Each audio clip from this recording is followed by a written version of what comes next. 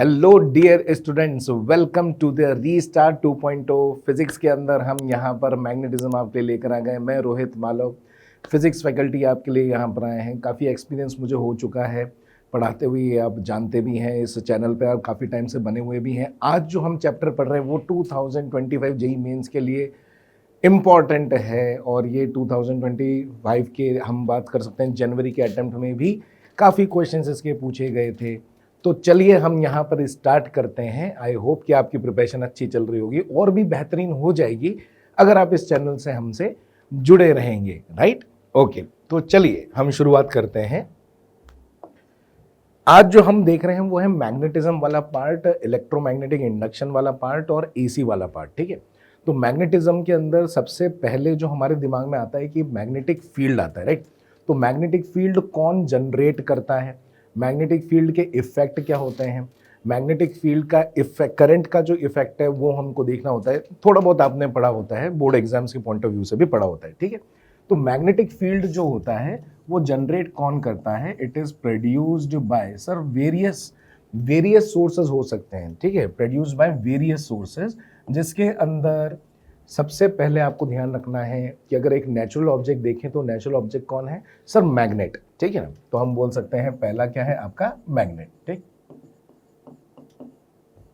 Magnet के अंदर हमको कहीं ना कहीं पे बचपन से पता होता है कि भाई ठीक है, इधर की तरफ नॉर्थ पोल, इधर की तरफ साउथ पोल होता है, और हम बोल सकते हैं कि साउथ पोल से लाइन जो है इधर की तरफ आती हैं और इधर की तरफ जाती हैं। Sir, magnetic field lines close loop बनाती हैं, ठीक है। तो ये क्लोज लूप इस तरीके से रहता है।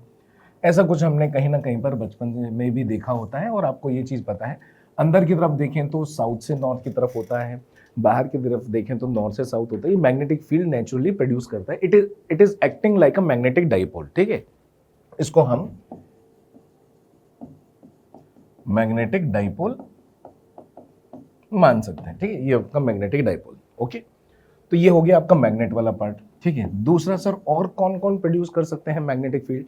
तो मूविंग चार्ज जो है वो मूविंग चार्ज आपके मैग्नेटिक फील्ड प्रोड्यूस कर सकते हैं। तो मूविंग चार्ज, स्टेशनरी चार्ज तो क्या करता है? सर, स्टेशनरी चार्ज तो इलेक्ट्रिक फील्ड प्रोड्यूस कर पाता है, लेकिन जो मूविंग चार्ज है जिसके पास एक वेलोसिटी है वो मैग्नेटिक फील्ड प्रोड्यूस करता है। तो एक मूविंग चार्ज आपका मैग्नेटिक फील्ड प्रोड्यूस करता है, ठीक है। इसके पास कोई भी आप किसी पोजीशन पर आर वेक्टर देख लेंगे तो वहां पर मैग्नेटिक फील्ड, इसके फॉर्मूले भी देखेंगे अपन, ठीक है, नीड नॉट टू वरी। और तीसरा, सर, क्या मूविंग चार्ज, जैसे कि फॉर एग्जांपल इलेक्ट्रॉन्स, अगर मैं एक कंडक्टिंग वायर के अंदर इलेक्ट्रॉन्स का फ्लो करवाता हूं तो उसमें उसकी वजह से भी तो मैग्नेटिक फील्ड प्रोड्यूस होता है, यस। तो हम यहां पर बोल सकते हैं by the current carrying wire, by the current carrying wire produce होता है मैग्नेटिक फील्ड। ये तीन सोर्सेस आपके मैग्नेटिक फील्ड प्रोड्यूस करेंगे। ये हमारे सिलेबस के अंदर है। सर, एक वो variation of the electric field वगैरह भी होता है, ठीक है, उसकी वजह से भी आपका मैग्नेटिक फील्ड में बोल सकते हैं प्रोडक्शन होता है। बेटा, वो बात बिल्कुल सही है, लेकिन अभी हम शुरुआत में ये देखने वाले हैं कि आपका जो मैग्नेटिक फील्ड है वो कौन कौन प्रोड्यूस कर रहा है, ठीक है। तो शुरुआत से ही चालू करते हैं। सबसे पहले मैग्नेट ले लेते हैं, ठीक है। मैग्नेट के बारे में बात करें तो जैसे कि मैंने आपको बोला कि it will act like a dipole, ठीक। यहाँ पर अगर नॉर्थ पोल है, यहाँ पर अगर साउथ पोल है, तो साउथ पोल पर जो आपकी मैग्नेटिक पोलैरिटी होती है उसको -m से रिप्रेजेंट किया गया है, ठीक है। जो आपका नॉर्थ पोल पर होता है उसको हम +m से इमेजिन करते हैं, जैसे कि +u और -u करते थे डाइपोल के अंदर, राइट। और यहाँ से लेकर यहाँ तक की जो आपकी लेंथ इसके अंदर रहेगी, इसमें एक, जैसे हम बोल सकते हैं कि डाइपोल मोमेंट, हमने इलेक्ट्रिक डाइपोल मोमेंट देखा था, p वेक्टर, यहाँ m वेक्टर मैग्नेटिक मोमेंट या मैग्नेटिक डाइपोल मोमेंट हम इसको भी बोल सकते हैं। उसकी वैल्यू बिल्कुल वैसे ही होती है जैसे कि वहां पर होती है, जैसे वो Q इंटू एल होता है, राइट। यहाँ पर आपका ये M इंटू एल होता है। M को हम पोल स्ट्रेंथ भी बोल देते हैं, ओके, इसको पोल स्ट्रेंथ बोल देते हैं, ठीक है भाई साहब, ऐसा होता होगा। और ये L क्या है? सर, इन दोनों के बीच की दूरी है। इसका डायरेक्शन किधर होगा? इसका डायरेक्शन होगा आपका -m से लेके +m की तरफ, ये हो जाएगा आपका कैपिटल M वेक्टर, ठीक है भाई साहब।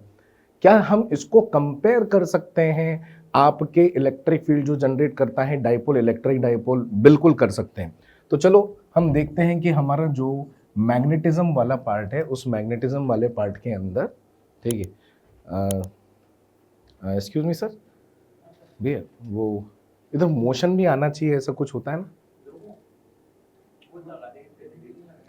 अच्छा, वो एडिटिंग में लगा देंगे। अच्छा ठीक, ओके। सो वी कंटिन्यू, यहाँ पे थोड़ा सा एडिट करना होगा। राइट, मैं ये कह रहा था कि इलेक्ट्रिक फील्ड जो है, जो पी वेक्टर आपका यहाँ पर जनरेट करता है, वो किस तरीके से जनरेट करता है सर? इधर की तरफ जो इलेक्ट्रिक फील्ड होता है वो होता है 2kp/r³। ठीक है भाई साहब। और इसके जो इक्वेटोरियल एक्सिस है उस पर जो आपका इलेक्ट्रिक फील्ड होता है वो होता है आपका -kp/r³। जैसा माइनस इसलिए लगा देते हैं क्योंकि उसका डायरेक्शन रिवर्स होता है, केवल और केवल वेक्टर पॉइंट ऑफ व्यू से बात करें। क्या इसी तरीके की हरकत आपकी मैग्नेट करती है क्या? हाँ, इसी तरीके की हरकत आपकी मैग्नेट भी करती है। तो मैग्नेट के बारे में बात करें तो यहाँ पर कितना हो जाएगा सर? Capital M vector. इसके सेंटर से अगर मैं r दूरी पर यहाँ पर मैग्नेटिक फील्ड जिसको b से रिप्रेजेंट करते हैं उसकी वैल्यू लिखना चाहूँ तो यहाँ पर आपकी वैल्यू आप 2 लिख लो। k की जगह पर एक नया कांस्टेंट यहाँ पर देखने को मिलता है और वो होता है आपका μ0/4π। ठीक है, जिसकी वैल्यू 10⁻⁻7 होती है। p वेक्टर की जगह पर हो जाता है m वेक्टर और नीचे की तरफ हो जाता है r, यानी कि कंप्लीटली एनालॉगस है। एनालॉगस मतलब एक जैसे, ठीक है, रिप्लेस कर सकते हैं। उसी तरीके से अगर हम इसके परपेंडिकुलर में यहाँ पर मैग्नेटिक फील्ड देखें तो वो मैग्नेटिक फील्ड m वेक्टर के अपोजिट होगा और वो बिल्कुल ऐसा ही होगा जैसे minus sign represents the direction. Okay, k की जगह पर सर फिर से कांस्टेंट μ0/4π। p वेक्टर की जगह पर क्या हो जाएगा? m वेक्टर और नीचे की तरफ हो जाएगा आपका r³। ठीक, माइनस m वेक्टर मतलब उसके अपोजिट डायरेक्शन में। बड़ा ही आसान है, कोई दिक्कत नहीं। सर इसमें मैग्नेटिक डाइपोल मोमेंट वगैरह भी बिल्कुल वैसे ही होंगे जैसे इलेक्ट्रिक डाइपोल मोमेंट होंगे, बिल्कुल सही। ठीक, तो चलिए हम ये पूरा का पूरा डाइपोल वाला पार्ट ही इलेक्ट्रिक फील्ड में जैसे पढ़ा था हमने उसको रिवाइज कर रहे हैं। तो मैग्नेटिक फील्ड तो हमारा काम हो गया। अगर हम यहां पर मैग्नेटिक डाइपोल पोटेंशियल के बारे में बात कर लें तो वो भी वैसा ही होगा जैसे कि हमने पी वेक्टर इलेक्ट्रिक के अंदर अगर हम बात करते हैं तो यहाँ पर क्या हो जाता है सर? यहाँ पर आ जाता है आपका kp/r²। राइट, इधर की तरफ कितना हो जाता है सर? वो तो हो जाता है 0। अब बस k को क्या करना है? इस k को हमको μ0/4π लिखना है। p की जगह पर हम यहाँ पर m का मैग्नीट्यूड ले लेंगे और नीचे की तरफ आपका हो जाएगा r²। ठीक है सर, पोटेंशियल वाली बात भी हो गई और यहाँ पर तो आपका पोटेंशियल 0 ही है। बस इस p वेक्टर की जगह पर हमको क्या करना है? हमारा जो मैग्नेटिक डाइपोल मोमेंट है उसको प्लेस करना है, वो कर दिया हमने। ठीक, अगर किसी एंगल थीटा पे बात करनी होती है तो हमको ये पता है कि वहाँ पर जो पोटेंशियल है वो आपका k into P vector r vector upon r³ जैसा होता है।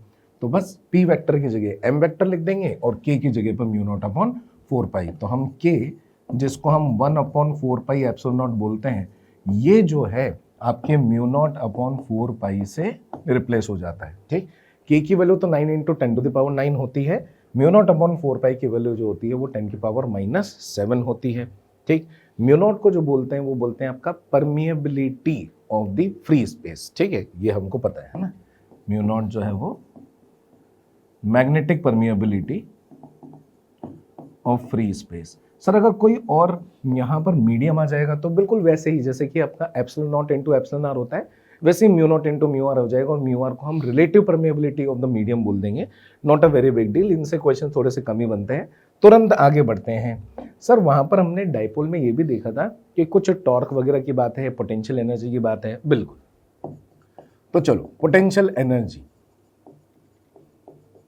ऑफ डाइपोल के बारे में अगर मैं बात करूं, पोटेंशियल एनर्जी ऑफ डाइपोल के बारे में बात करें तो क्या होता था सर? वो कोई p वेक्टर होता था और कोई e वेक्टर होता था, इनके बीच में कोई एंगल होगा और इसकी पोटेंशियल एनर्जी डिफाइंड होती थी -p vector dot e vector. Right, उसी तरीके से अगर हम ये मान लेते हैं कि हमारा जो यहाँ पर मैग्नेट है उसका डाइपोल मोमेंट क्या है? m वेक्टर है और कोई एक्सटर्नल मैग्नेटिक फील्ड आ रहा है। ये चीज ध्यान रखना, ये उसका खुद का मैग्नेटिक फील्ड नहीं है, ये कोई एक्सटर्नल मैग्नेटिक फील्ड है, उसके अंदर है। तो हम बोल सकते हैं कि यहाँ पर इसकी जो मैग्नेटिक पोटेंशियल एनर्जी है वो हम minus M vector dot B vector से लिख सकते हैं। ठीक है भाई साहब, ये भी हमारा रिवाइज हो गया, बहुत ही बढ़िया रिवीजन हो रहा है एकदम शानदार तरीके से। मैग्नेट की पूरी एक लाइन के अंदर हम काम कर रहे हैं। ठीक है, और कमेंट में भी बताओ अगर अच्छा लग रहा है तो कमेंट में भी बताओ। ठीक, चलिए बताइए। और सर क्या था सर, टॉर्क के बारे में बात होती थी। ओके भाई साहब, तो हम ये बोलेंगे कि जो पी वेक्टर होता था, जो हमारा डाइपोल होता था, इलेक्ट्रिक डाइपोल, इलेक्ट्रिक फील्ड के पॉइंट ऑफ व्यू से बात करें, उनके बीच में कोई एंगल थीटा होता था, तो टॉर्क की वैल्यू क्या होती थी सब, P vector cross E vector होती थी। ठीक है, इसमें हमने ये भी बोला था कि पी वेक्टर की टेंडेंसी होती है ई वेक्टर की तरफ घूमने की। उसी तरीके से अगर हम कोई एम वेक्टर यानी कि एक मैग्नेटिक डाइपोल मोमेंट जैसा कुछ ले लेते हैं, जो कि आपके मैग्नेट का तो हो ही सकता है, आगे चल के आपको पता लगेगा एक लूप जो होता है, एक कंडक्टिंग लूप जिसके अंदर करंट जा रहा होता है, उसके लिए भी एम वेक्टर डिफाइन होता है, वहां पर भी ये कॉन्सेप्ट यूज होगा। और कोई एक्सटर्नल मैग्नेटिक फील्ड यहां पर मौजूद है, क्या उसकी वजह से इस पे टॉर्क लग सकता है? हाँ, और उस टॉर्क की वैल्यू हो जाती है M vector cross B vector. आप ये देख सकते हो, पी वेक्टर की जगह पर हम एम वेक्टर रिप्लेस कर रहे हैं और इलेक्ट्रिक फील्ड की जगह पर हम एक्सटर्नल मैग्नेटिक फील्ड। यहां पर भी जो इलेक्ट्रिक फील्ड होता था वो एक्सटर्नल इलेक्ट्रिक फील्ड के अंदर अगर कोई डाइपोल प्लेस होता है तो उसके ऊपर टॉर्क की कंडीशन कुछ ऐसे होती है। ठीक है सर, मैग्नेट की तो पूरी चीज हमने यहाँ पर बात कर ली। सर एक मूविंग चार्ज भी आपने बोला था कि वो भी मैग्नेटिक फील्ड प्रोड्यूस करता है, तो वो भी हम देख लेते हैं। तो एक मूविंग चार्ज, ठीक, मूविंग चार्ज क्या है, मान लेते हैं कि ये Q है, इधर की तरफ किसी इंस्टेंट पर V वेक्टर है, यहां पर उसके पास R वेक्टर है, इस पॉइंट पर वो मैग्नेटिक फील्ड प्रोड्यूस करता है। ये सेल्फ वाला मैग्नेटिक फील्ड है, इसकी वजह से जो प्रोडक्शन हो रहा है उसकी मैग्नेटिक फील्ड की वैल्यू बात है तो वो हो जाता है आपका mu naught upon 4 pi into Q into we cross R upon R Q. ठीक है, ऐसा कुछ करके। ठीक, तो V क्रॉस आर से अगर हम बात करें तो V क्रॉस आर से अंदर की तरफ यानी कि डायरेक्शन जो है वो V क्रॉस आर से हमको मिल जाएगा। अगर मैं यहाँ पर V और R के बीच में कोई एंगल डिफाइन कर देता हूँ, लेट सपोज कोई थीटा एंगल डिफाइन कर देते हैं, तो इधर की तरफ क्या हो जाएगा सर, यहाँ पर वो साइन थीटा क्रिएट हो जाएगा। तो मैग्नीट्यूड वाइज अपन mu naught upon 4 pi into Q into V cross R में R से R कैंसिल हो जाएगा, ये कि V हो जाएगा, इधर की तरफ साइन थीटा हो जाएगा और नीचे की तरफ R स्क्वायर हो जाएगा। ठीक है भाई साहब, यही अगर एक इलेक्ट्रॉन किसी कंडक्टिंग वायर में चल रहा होगा तो बायो सवार्थ का एक नियम होता है, बायो सेवर्ट लॉ भी बोल देते हैं काफी लोग उसको, उससे मैग्नेटिक फील्ड जनरेट हम यहाँ पर करना सीखेंगे। तो ये तो हमने देख लिया कि एक चार्ज पार्टिकल जो मूव करता है वो भी मैग्नेटिक फील्ड प्रोड्यूस करता है। अगर ये प्लस क्यू चार्ज है तो हम V क्रॉस R से अंदर की तरफ मैग्नेटिक फील्ड प्रोड्यूस कर देंगे। अगर ये नेगेटिव होगा तो क्या ये V क्रॉस R के अपोजिट साइन वाला ले लेगा? सर ये बात भी बिल्कुल सही लग रही है कि अगर यहाँ पर माइनस साइन हुआ तो B vector will be opposite to the V cross R vector. ये भी चीज थोड़ी सी कम ही पूछी जाती है आपके जो जेई मेंस के अंदर। सबसे इंपॉर्टेंट चीज है वो क्या है सब, बायो सेवर्ट लॉ। ठीक है, तो बायो सेवर्ट लॉ क्या होता है मैग्नेटिक फील्ड के अंदर, और ये है अपना तीसरा सेगमेंट। पहला तो सर अपना था ये मैग्नेट, ठीक, दूसरा था अपना मूविंग चार्ज, तीसरा जो है हम यहां पर बात कर रहे हैं वो है करंट कैरिंग वायर। ओके, तो एक करंट कैरिंग वायर जिसके हम मान लेते हैं कि इसमें करंट फ्लो कर रहा है और उसमें एक छोटा सा वेक्टर डिफाइन किया जाता है जिसको DL वेक्टर से रिप्रेजेंट कर देते हैं। यहाँ पे करंट I फ्लो हो रहा है, इसके सेंटर से ले या कहीं से भी ले, आपकी जो दूरी है वो आप कहीं से भी ले सकते हैं क्योंकि ये बहुत ही ज़्यादा छोटा है। तो लेट सपोज यहीं से ले लिया, किसी पोजीशन पर किसी R वेक्टर पे हमको मैग्नेटिक फील्ड लिखना है, तो क्योंकि ये छोटा सा है तो उसका एक छोटा सा मैग्नेटिक फील्ड हम यहाँ पर मान सकते हैं कि उसने प्रोड्यूस किया। ये देखा गया है कि it is proportional to I into DL vector. ठीक है, आप I और DL अलग अलग भी कर सकते हैं।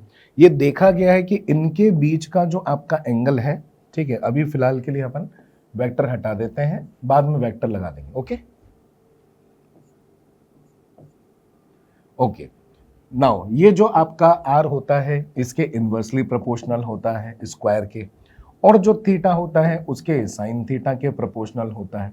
कुछ इस तरीके से देखने को मिला। जैसे ही हम यहाँ पर, ये एक्सपेरिमेंटल लॉ भी है, ठीक, जैसे ही हम यहाँ पर देखेंगे तो DB की वैल्यू इक्वल टू करने पर एक कांस्टेंट आएगा, वो कांस्टेंट वही म्यू नॉट अपॉन 4 पाई अब तक तो बहुत ही फेमस हो चुका है, आप समझ गए होंगे।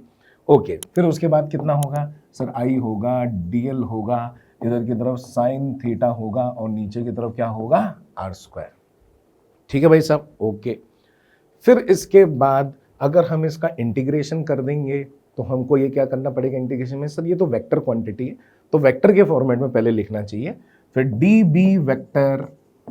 अब इसका इंटीग्रेशन कर देंगे तो सर नेट मैग्नेटिक फील्ड हमको मिल जाना चाहिए। बात तो बिल्कुल सही, म्यू नॉट अपॉन 4 पाई, इधर की तरफ आई, इधर की तरफ D L vector cross R vector upon R cube जैसा लिखा जाता है। This is known as the Biot Savart law. ठीक है, बायट भी बोल सकते हो, टी वैसे साइलेंट होता है उसका, लेकिन बायट-सेवर्ट लॉ ऐसा हम इसको बोल पाएंगे। ठीक है भाई साहब, ओके, दिल में उतार लो, मन में उतार लो। चलो फॉर्मूला याद कर लेते हैं। क्या था बायो-सेवर्ट लॉ, सब म्यू नॉट अपॉन 4 पे एक कांस्टेंट आता है, इसमें ऊपर आई भी है और कुछ डीएल करके था, ठीक है, लेकिन अगर वेक्टर फॉर्मेट में लिखना है तो डीएल क्रॉस आर है और नीचे की तरफ आर क्यूब है। हालांकि ये इनवर्स स्क्वायर लॉ फॉलो कर रहा है, नीचे की तरफ आर क्यूब है तो सर क्या मैं इसको inversely proportional to r cube लिख दूं, नहीं, ये inversely proportional to r square ही है। यहाँ पर ऊपर भी आर है, इसलिए जब उसको मैग्नीट्यूड में लिखेंगे तो एक आर से आर कैंसिल हो जाता है। ये चीज ध्यान रखनी है कि it also follows the inverse square law, जैसे कि कूलम्स लॉ फॉलो करता है। ठीक,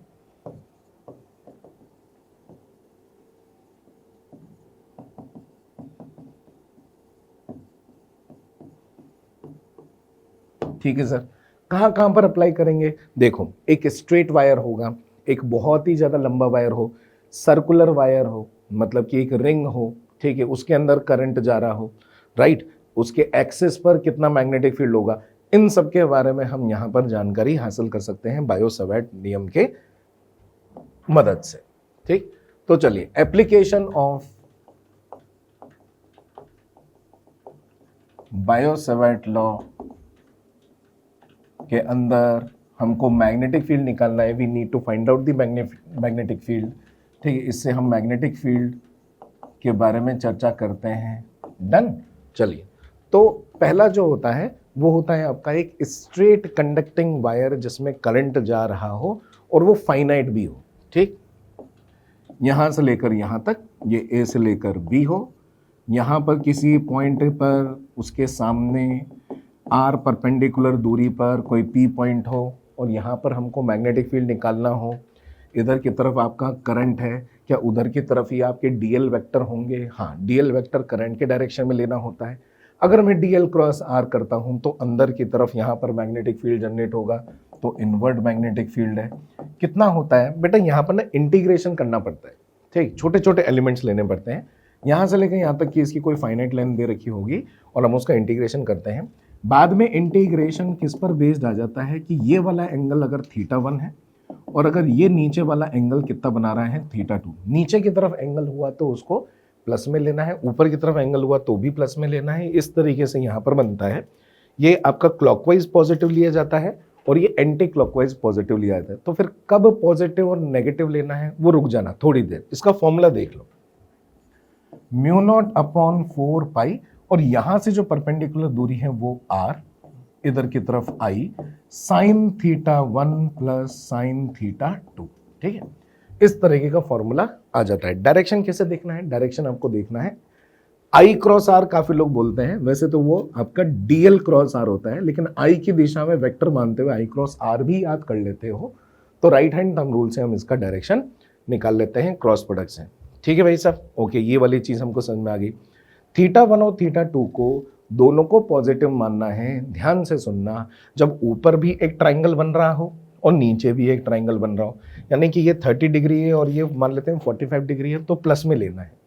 माइनस में कब लेना है, तो अगर मैं आपको कुछ इस तरीके का डायग्राम बना देता हूँ, जैसे कि उसके सामने जो P था वो जस्ट उसके सामने नहीं था वायर के, यहाँ पर था वायर A का एंड और यहाँ पर B एंड, उसके सामने नहीं है, कहीं और दे दिया हमको, तो सर उसके ऊपर परपेंडिकुलर दूरी कैसे देखेंगे, हाँ बस इसको थोड़ा सा डैश डैश करके यहाँ पर हम क्या ले लेंगे, R ले लेंगे। अब हम जब A को ज्वाइन करेंगे तो सर A जो वाला पार्ट था वो तो नीचे आ रहा था, अब वो ऊपर आ रहा है, बस इसीलिए जो θ2 है ना इसको नेगेटिव में लेंगे। अच्छा, B वाले को हम पॉजिटिव में क्यों ले रहे हैं, क्योंकि सर वो तो अभी भी ऊपर की तरफ ही आ रहा है। मैं आपको फिर से यहाँ पे रिवाइज करवाता हूँ। A पॉइंट नीचे है, नीचे की तरफ अगर आपका ट्राइंगल बना तो θ2 पॉजिटिव लेना है, ऊपर की तरफ बी वाला ट्राइंगल बना तो ऊपर की तरफ θ1 को भी पॉजिटिव लेना है। लेकिन अगर किसी ने ऐसा कोई डायग्राम बना दिया कि ए और बी दोनों के दोनों एक ही साइड पर हैं, तो आपका ये वाला जो एंगल जो नीचे होना चाहिए था अभी वो ऊपर है, तो उसको नेगेटिव में रिप्रेजेंट करना है, और जो ये वाला एंगल है वो तो अभी ऊपर ही है और पहले भी ऊपर था बी पॉइंट, तो हम बोलेंगे कि वो θ1 तो आप प्लस में ही लिखेंगे, राइट।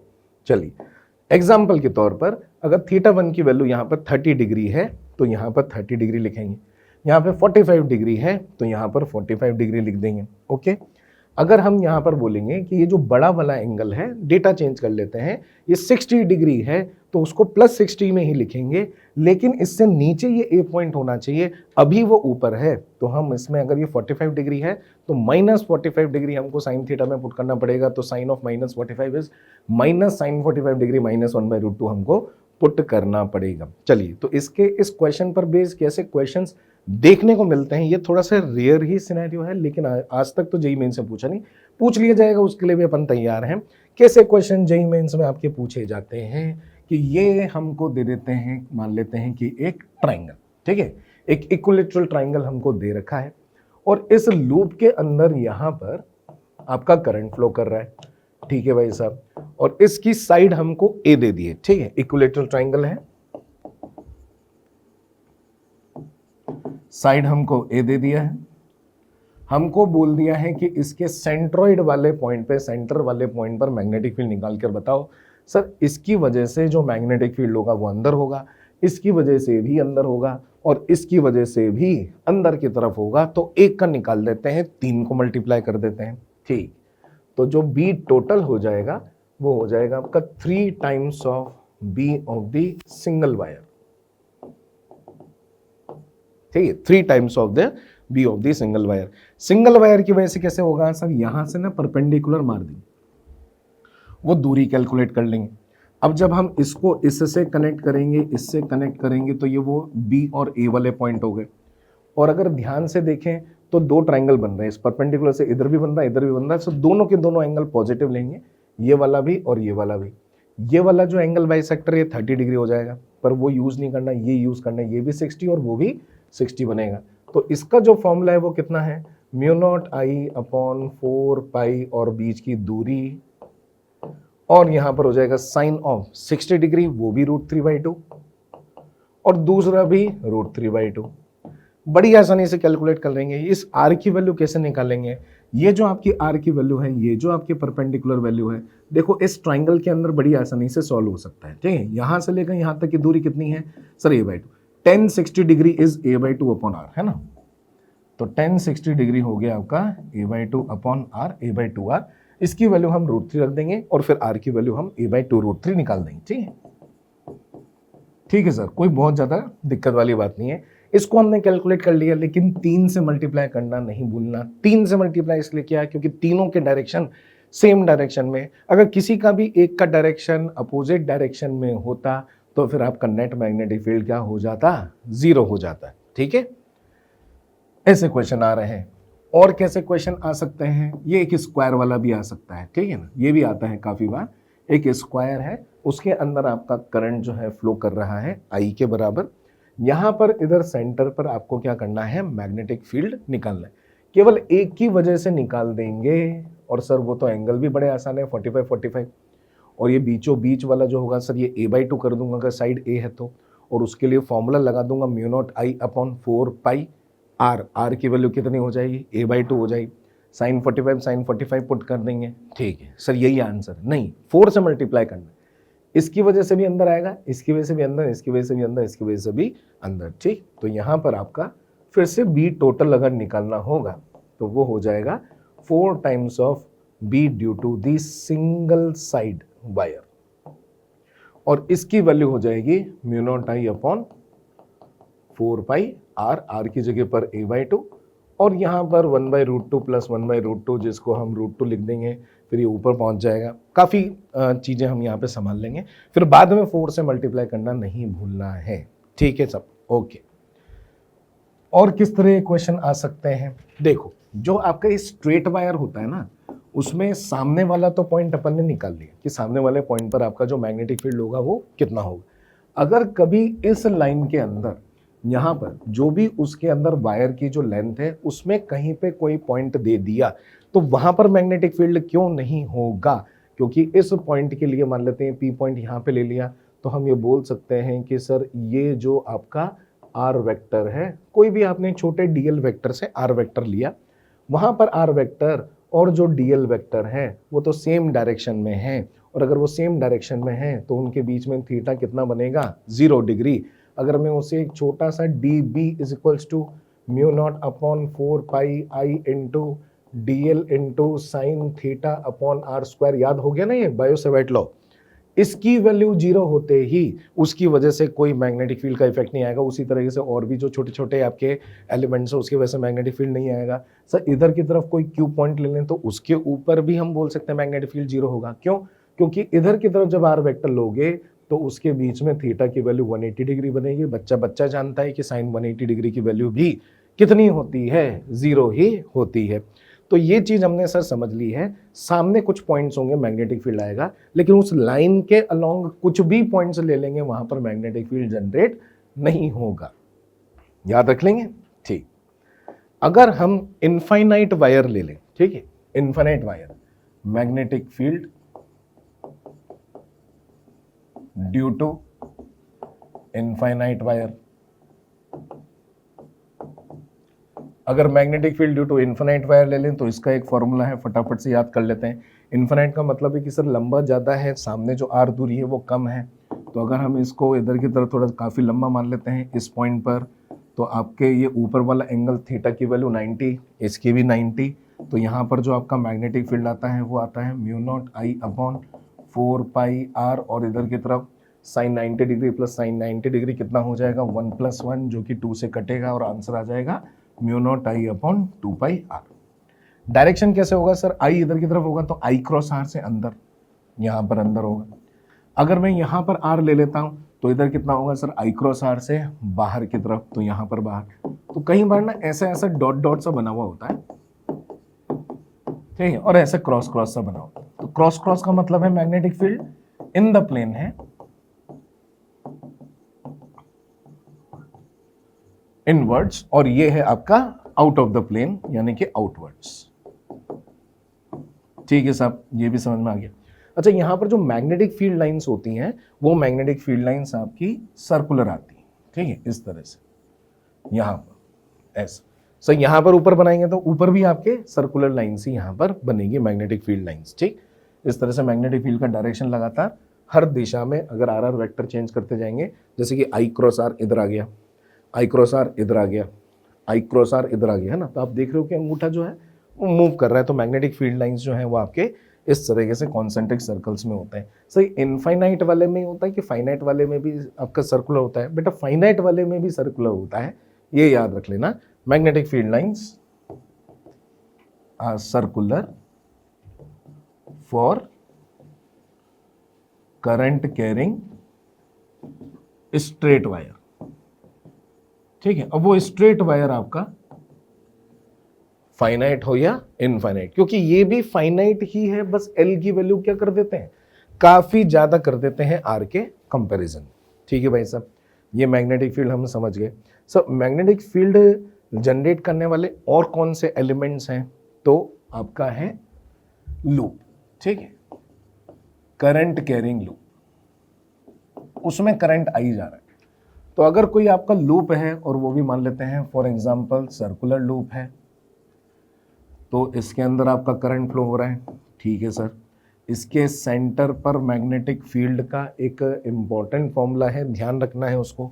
अगर इसकी रेडियस आर है, करंट आई है, तो इसमें आपका मैग्नेटिक फील्ड का value mu naught I upon 2 pi capital R नहीं होता है। जो अभी अभी हमने mu naught I upon 2 pi R पढ़ा है ना, वो नहीं लगाना है यहाँ पर।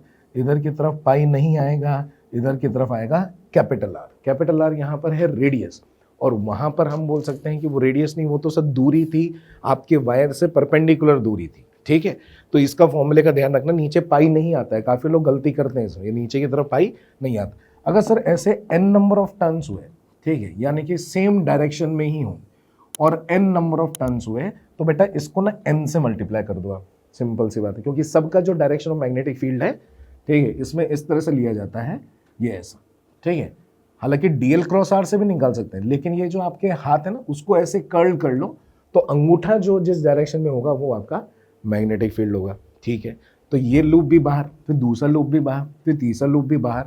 अगर मैग्नेटिक फील्ड प्रोड्यूस कर रहा है तो ये फॉर्मूला हमको ध्यान रखना है, कहां पर है, ये है एट दी सेंटर, ठीक है साहब, ओके, समझ में आ गया। और एक्सिस पर क्या होता है, तो एक आपका अगर मैग्नेटिक फील्ड देखें, मान लेते हैं कि ये वाली जो लाइन है ये पीछे की तरफ वाली है, ये वाली लाइन जो ये आगे की तरफ वाली है, तो ये पीछे से घूमकर इधर की तरफ जब आएगा तो ये मैग्नेटिक फील्ड यहां पर भी प्रोड्यूस करता है, ठीक है, एक्सिस के ऊपर। तो अगर एक्सिस पर आपकी दूरी कितनी होती है, एक्स, बायो-सेवर्ट लॉ से ही प्रूव होता है, बस आपको याद रखना है मैग्नेटिक फील्ड की value mu naught N number of turns होंगे, आई है, कैपिटल आर रेडियस है, तो mu naught N I R square upon 2 R square plus X square की पावर 3/2, ठीक है, इस तरीके से बनता है। आप इसको क्रॉस चेक भी कर सकते हैं। अगर मैं x की वैल्यू को 0 कर दूं तो सर, अगर मैं x की वैल्यू को 0 कर दूंगा तो मैं सेंटर पे पहुंच जाऊंगा, तो ये वाला फॉर्मूला आना चाहिए, करके देखो। जैसे 0 करोगे आर स्क्वायर की वैल्यू में 3/2 में 2 से 2 जाएगा, आर क्यूब बनेगा, ऊपर वाले आर स्क्वायर से नीचे आर रह जाएगा, mu naught N I upon 2 R का आंसर आ जाएगा, ठीक है। तो ये वाली चीज भी आप याद रख सकते हो। अच्छा, इसकी मैग्नेटिक फील्ड लाइंस जो हैं वो किस तरह से होती हैं, इसकी मैग्नेटिक फील्ड लाइंस बिल्कुल मैग्नेट की तरह होती है, ठीक है, यानी कि एक जगह से तो जाने वाली और फिर घूम कर वापस से आने वाली, यहां से एंटर कर रही है। सर ये बिल्कुल अभी शुरुआत में जो हम पढ़ रहे थे उसके अंदर आपने बताया था कि मैग्नेट की लाइंस भी ऐसी होती है। यस बेटा, इसी को ही मैग्नेट से भी कंपैरिजन करते हैं, it is given in the syllabus also, मतलब पूरी की पूरी लाइन ऐसी लिखी हुई है कि comparison of the loop, current carrying loop with the magnet, ठीक है, विद द मैग्नेटिक डाइपोल, तो it will behave like a magnetic dipole. किस तरह से करेगा सर, वो अभी अपन यहां पर नेक्स्ट स्लाइड में पढ़ते हैं। ये फॉर्मूला हमको याद रख लेना है, बड़ा ही इंपॉर्टेंट है। तो यहां पर हम आ जाते हैं कंपैरिजन पे, ठीक है भाई साहब, हमको कंपैरिजन करना है किसके अंदर, आपका लूप जो कि सर्कुलर लूप है, ओके, और आपका ये मैग्नेटिक डाइपोल, ये बिल्कुल मैग्नेटिक डाइपोल की तरह काम करता है। हम ये बोल सकते हैं कि इसमें भी जैसे कि यहां से इधर की तरफ, अंदर की तरफ, साउथ से नॉर्थ पोल ऐसा मान सकते हैं, क्योंकि मैग्नेटिक फील्ड लाइंस ऐसी जा रही थी, राइट, तो नॉर्थ से बाहर निकलते हुए होती है और साउथ से एंटर करते हुए होती है, तो इस तरह से मान सकते हैं कि नॉर्थ और साउथ पोल है और इसका कोई ना कोई मैग्नेटिक मोमेंट वेक्टर होगा साउथ से लेके नॉर्थ के डायरेक्शन में। मैग्नेटिक फील्ड कितना प्रोड्यूस किया था एक्सिस के ऊपर, सर एक्सिस के ऊपर जो मैग्नेटिक फील्ड अगर एम वेक्टर के हिसाब से देखें और डाइपोल के हिसाब से देखें तो उसका आंसर होता है 2 into mu naught upon 4 pi, right, 2, ठीक है, के की जगह पर p into M vector upon R cube. अब वो आर क्यूब की जगह पर अपन क्या लिख देते हैं, एक्स क्यूब लिख देते हैं। और आपको ये पता होगा कि सर जो मैग्नेटिक डाइपोल होते हैं या फिर जो इलेक्ट्रिक डाइपोल होते हैं उनकी जो दूरी होती है वो हम ज़्यादा रखते हैं। तो अभी एक फॉर्मूला गया था और वो कौन सा फॉर्मूला था सर, वो था mu naught N I R square upon 2 times of R square plus X square की पावर 3/2। अगर हम इसमें कैपिटल आर की वैल्यू कम रखते हैं और एक्स की वैल्यू ज़्यादा रखते हैं, ये वाली जो दूरी है वो ज़्यादा रखते हैं कैपिटल आर की वैल्यू से, तो नीचे जो R square plus X square उसमें एक्स स्क्वायर डोमिनेट करेगा, और अगर हम एक्स स्क्वायर की पावर 3/2 करेंगे तो वो एक्स क्यूब बन जाएगा, ठीक। अब देखो इसकी शक्ल और इसकी शक्ल मैच कर रही है कि नीचे एक्स क्यूब आएगा, नीचे एक्स क्यूब आएगा, इधर की तरफ यहाँ पे 2 से 2 कैंसिल कर देंगे। चलो इसको पूरा देख लेते हैं, ये कितना होगा सर, ये म्यू नॉट होगा, नीचे की तरफ होगा 2 पाई एक्स क्यूब और ये होगा कैपिटल एम। अगर हम इन दोनों को कंपेयर करके बराबर कर दें तो हमारे कैपिटल एम का आंसर क्या आएगा सर, म्यू नॉट से म्यू नॉट कैंसिल, 2 से 2 कैंसिल, एक्स क्यूब से एक्स क्यूब कैंसिल, तो कैपिटल एम का आंसर आता है I into N into pi are square, ठीक है। ये हम सर्कुलर लूप के लिए तो प्रूव कर पा रहे हैं कि आई इंटू एन इंटू, और ये क्या हो गया, ये क्रॉस सेक्शन एरिया हो गया पाई आर स्क्वायर, ठीक। अगर कोई और लूप दिया हो, जैसे कि सर स्क्वायर लूप दिया हो, ट्रायंगुलर लूप दिया हो, कोई भी टेढ़ा मेढ़ा लूप दिया हो, उसका क्रॉस सेक्शन एरिया यहाँ पे रख दोगे तो आपको m की value i into N into A से रिप्रेजेंट हो जाएगी। ये चीज वेरी वेरी इंपॉर्टेंट है, इस पर क्वेश्चंस भी आते हैं, ध्यान रखना है। कैपिटल M की वैल्यू कितनी है, I into N into A, where n are the number of the turns, I is the current flowing and A is the area of the loop cross section area. Sir ये तो एक vector quantity होती है, ये vector quantity होती है, ये बात बिल्कुल सही है। यहाँ पर भी हम एक एरिया वेक्टर डिफाइन करते हैं और वो लूप के परपेंडिकुलर होता है। अगर लूप ऐसा है तो उसके एरिया जो होगा उसके एक क्रॉस सेक्शन के परपेंडिकुलर माना जाएगा। लूप अगर ऐसा है तो उसमें ए वेक्टर ऐसे माना जाएगा जो कि उसके परपेंडिकुलर हो। ए वेक्टर का डायरेक्शन से परपेंडिकुलर में इधर ले या इधर ले, वो एक्चुअली करंट के ही डायरेक्शन के हिसाब से मान लिया जाता है। जैसे कि मैंने इसको ऐसा बनाया, यहां से ऐसे जाने वाला है, ये ऐसे, ठीक है, तो ये इस तरह से, ये वाला ए वेक्टर।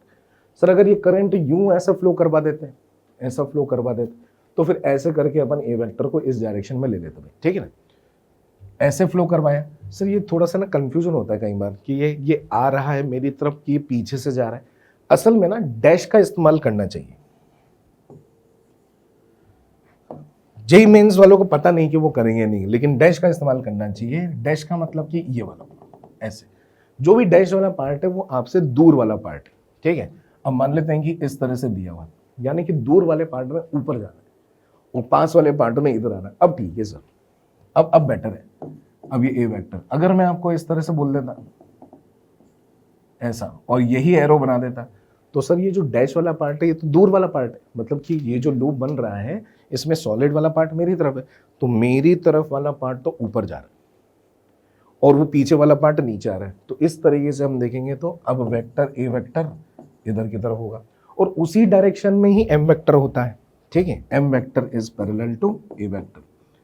क्या सर यहाँ पर हम पोटेंशियल एनर्जी जो हमने डाइपोल के लिए, मैग्नेटिक डाइपोल के लिए लिखी थी और जो हमने टॉर्क लिखा था कि वो दोनों चीज यहाँ पे लगा सकते हैं? बिल्कुल सही लगा सकते हैं, ठीक। तो यहाँ अगर हम देखते हैं तो पोटेंशियल एनर्जी और आपके टॉर्क वाली वैल्यू बड़ी इजीली कैलकुलेट की जा सकती है। पोटेंशियल एनर्जी किस तरह से डिफाइंड होती है मैग्नेटिक वाली? सर वो तो माइनस पी डॉट ई की जगह पर हम यहाँ पर बस M vector dot B vector लिख लेते हैं, राइट। टॉर्क की वैल्यू कितनी हो जाएगी? सर वो M vector cross B vector हो जाए, डन। इसको आप minus M B cos theta लिख देना, इसको आप लिख देना M B sine theta. M की जगह पर क्या पुट करना है? सर अगर हमको एक लूप दे रखा होगा तो एम की जगह पर हमको आई इंटू एन इंटू ए। अब कई बार बी को पीछे लिखने की जगह पर अगर आगे लिख देते हैं ना, तो थोड़ा सा एक फनी सा यहां पर बोल सकते हैं फॉर्मूला बन जाता है, that torque is equal to बिना साइन थीटा। साइन थीटा है वहां, लेकिन बिना साइन थीटा जैसा यहां पर ऐसा लग रहा है, ठीक। चलिए अगर हम थीटा की वैल्यू यहाँ पे 90 डिग्री लिख दें, अगर थीटा की वैल्यू 90 डिग्री लिख दें तो टॉर्क की वैल्यू आपकी मैक्सिमम हो जाएगी बी इंटू आई इंटू एन इंटू ए के पॉइंट ऑफ व्यू से, ठीक। थीटा की वैल्यू अगर 0 डिग्री या 180 डिग्री होगी तो आपके टॉर्क की वैल्यू कितनी आने वाली है? सर वो 0 आ जाएगी, ठीक है साहब। अच्छा, इसी प्रिंसिपल पर ही बेस्ड आपका जो गैल्वेनोमीटर होता है ना, वो गैल्वेनोमीटर इस पर काम करता है। गैल्वेनोमीटर में होता क्या है, जैसे ही करंट फ्लो होता है तो उसके अंदर जो आपका लूप होता है, गैल्वेनोमीटर के अंदर एक लूप बनता है, उसमें भी नंबर ऑफ टर्न्स होते हैं, उसमें भी करंट फ्लो कर रहा होता है। मैग्नेटिक फील्ड जो है, आपके मैग्नेट्स उसमें रखे हुए होते हैं, वो आपके प्रोड्यूस कर रहे होते हैं, कोई क्रॉस सेक्शन एरिया होता है। तो वो जो टॉर्क प्रोड्यूस होता है उसको ना स्प्रिंग बैलेंस करती है।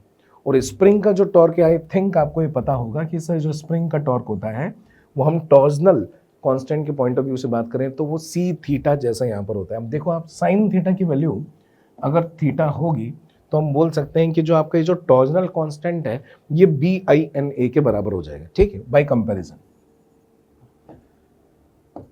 Torsional constant in galvanometer.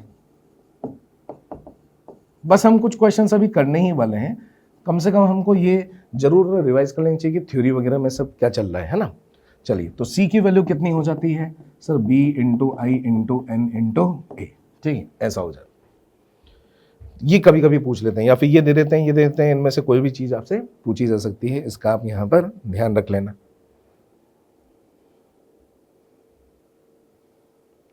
Okay done. चलिए भाई ठीक। और हम यहाँ पर मैग्नेटिक फील्ड के अब कुछ क्वेश्चंस कर लें। सर एक एम्पियर सर्किटल लॉ भी हमने सुना है कि एम्पियर सर्किटल लॉ जो है वो मैग्नेटिक फील्ड निकालने में यूज होता है, चलो उसको भी देखते हैं। ठीक है, तो लिख लेते हैं एम्पियर सर्किटल लॉ क्या है। ठीक, एम्पियर सर्किटल लॉ ये बोलता है कि आप कोई भी लूप बनाइए, ठीक है, इमेजिनरी भी हो रियल भी हो, कोई भी लूप हो, इसके अलोंग चलिए। ठीक है भाई, इसके अलोंग चलेंगे, और जब आप इसके अलोंग चलेंगे तो उसके अंदर कोई छोटे छोटे वेक्टर लेने पड़ेंगे। डी आर वेक्टर भी बोल सकते हैं, डीएल वेक्टर भी बोल सकते हैं। ठीक है, अगर इस लूप से कोई आपका करंट वायर पास होता है, उसके अंदर कोई करंट होता है, तो इस पूरे लूप के लिए integration B dot D L की वैल्यू बिल्कुल एकदम गॉस लॉ की याद आ जाएगी आप, लेकिन गॉस लॉ के अंदर सरफेस इंटीग्रल था और इसके अंदर ये एक लाइन इंटीग्रल बोला जाता है, क्योंकि ये एक लाइन में चल रहे हैं, एक सरफेस नहीं। ठीक है, इसको क्या बोलते हैं अपन, लाइन इंटीग्रल। ये हो जाता है आपका mu naught summation of I. ठीक है, mu naught into summation of I हो जाता है। समेशन ऑफ आई इनसाइड वाला, अंदर वाला, यानी कि बाहर से अगर कोई करंट जा रहा होगा आई डैश, उसको यहां पर इंक्लूड नहीं करेंगे। इन दोनों की वजह से मैग्नेटिक फील्ड जरूर यहां पर टोटल जनरेट होगा, लेकिन जैसे गॉस लॉ में देखा था उसमें क्यू इन यूज होता है इसके अंदर एक्सक्यूज मी, जैसे कि गॉस लॉ में देखा था कि उसके अंदर क्यू इन यूज होता है, इसके अंदर आई इन यूज होता है। बाहर वाले करंट की वजह से अंदर की तरफ इंटीग्रेशन बी डॉट डीएल में कंट्रीब्यूशन नहीं होगा, बी में तो कंट्रीब्यूट होगा। ठीक है, ये बी वेक्टर दोनों की वजह से है, जितने भी वायर्स होंगे जिसमें करंट जा रहा होगा उनकी वजह से है, लेकिन इंटीग्रेशन बी डॉट डीएल होगा वो केवल अंदर की वजह से है। ये चीज हमको ध्यान रखनी है। सर इससे फायदा क्या है, देखो ये तो एक लॉ है, और इससे फायदा ये भी है कि जो आपका इन्फिनाइट वायर था ना उसका प्रूफ किया जा सकता है, और कोई सोलेनॉइड्स होते हैं उनका प्रूफ किया जाता है इससे। ठीक है, इससे मैग्नेटिक फील्ड निकालने के लिए। ठीक, तो हम तो डायरेक्टली बस ये ध्यान रख लेते हैं कि एक वायर की वजह से जब हम यहाँ पर आर दूरी पर जाते हैं, यहाँ पर हर जगह पर मैग्नेटिक फील्ड एक जैसा होगा मैग्नीट्यूड के अंदर, तो जब आप integration B dot D L करोगे तो उसको आप B into two pi R जैसा लिख सकते हो। हाँ, ये जो डी एल वैक्टर है जब हम बी डॉट डी एल करते हैं तो ये B into D L into sine 0 degree क्यों हो जाएगा, क्योंकि हम जैसे जैसे मूव कर रहे हैं मैग्नेटिक फील्ड भी उधर ही मूव कर रहा है, दोनों का डायरेक्शन सेम है। फिर हम बी को बाहर ले लेते हैं, ये इंटीग्रेशन डीएल में वेक्टर नहीं बचा। ठीक है, ये केवल अब एक क्या है, एक डिस्टेंस है, इसलिए उसको हमने 2 पाई आर लिख दिया। तो b into two pi R is equal to कितना है सर, वो म्यू नॉट इंटू आई है, क्योंकि अंदर से आई जा रहा है। तो देखो वही फॉर्मूला आ गया जो कि हमने याद किया हुआ है इन्फिनाइट वायर के लिए, mu naught I upon 2 pi R के बराबर। ठीक, तो ये हम बायो-सैवर्ट के नियम से भी प्रूव कर सकते हैं। और क्या कर सकते हैं हम बायो-सैवर्ट के नियम से प्रूव, तो आपका सोलेनॉइड भी आता है, लेकिन उसके प्रूफ में नहीं जा रहे हम। सोलेनॉइड का फॉर्मूला याद कर लेना, एक आपका फाइनाइट सोलेनॉइड का तो हम बोल सकते हैं कि फॉर्मूला जो है वो हमारे काम का नहीं है, वो सिलेबस में नहीं है। आपका जो सोलेनॉइड होता है वो कैसा होता है सर, इसके अंदर ना आपके कुछ नंबर ऑफ टर्न्स होते हैं, capital N number of turns, इसके खुद की कोई लेंथ होती है। अगर हम n/l कर देते हैं तो उसको बोल लेते हैं number of turns per unit length. इसके पास कोई रेडियस होती होगी, स्मॉल r की वैल्यू आपकी l की वैल्यू के कंपैरिजन में काफ़ी कम होती है, तो इसको एक आइडियल सोलेनॉइड कह देते हैं। Okay done. इसका जो मैग्नेटिक फील्ड आता है ये भी आप यहाँ पर एम्पियर सर्किटल लॉ से एक सर्किट बनाते हुए मतलब कि एक लूप बनाते हुए प्रूव करते हैं, और उसका मैग्नेटिक फील्ड आ जाता है mu naught into N into I. ध्यान रखना यहाँ पर जो स्मॉल एन है वो नंबर ऑफ टर्न्स नहीं, number of turns per unit length है। ठीक, यहाँ अगर आप बाहर की तरफ देखेंगे तो बाहर की तरफ आपको मैग्नेटिक फील्ड 0 मिलेगा और अंदर की तरफ आपको मैग्नेटिक फील्ड मिलेगा। तो सोलेनॉइड के अंदर मैग्नेटिक फील्ड होता है, बाहर मैग्नेटिक फील्ड नहीं होता है, ये चीज ध्यान रखना। ये होता है इनसाइड, बाहर की तरफ मैग्नेटिक फील्ड होता है 0। उसी तरीके का ना टोरॉइड भी होता है। ठीक है, टोरॉइड कैसा होता है वो देख लेते हैं।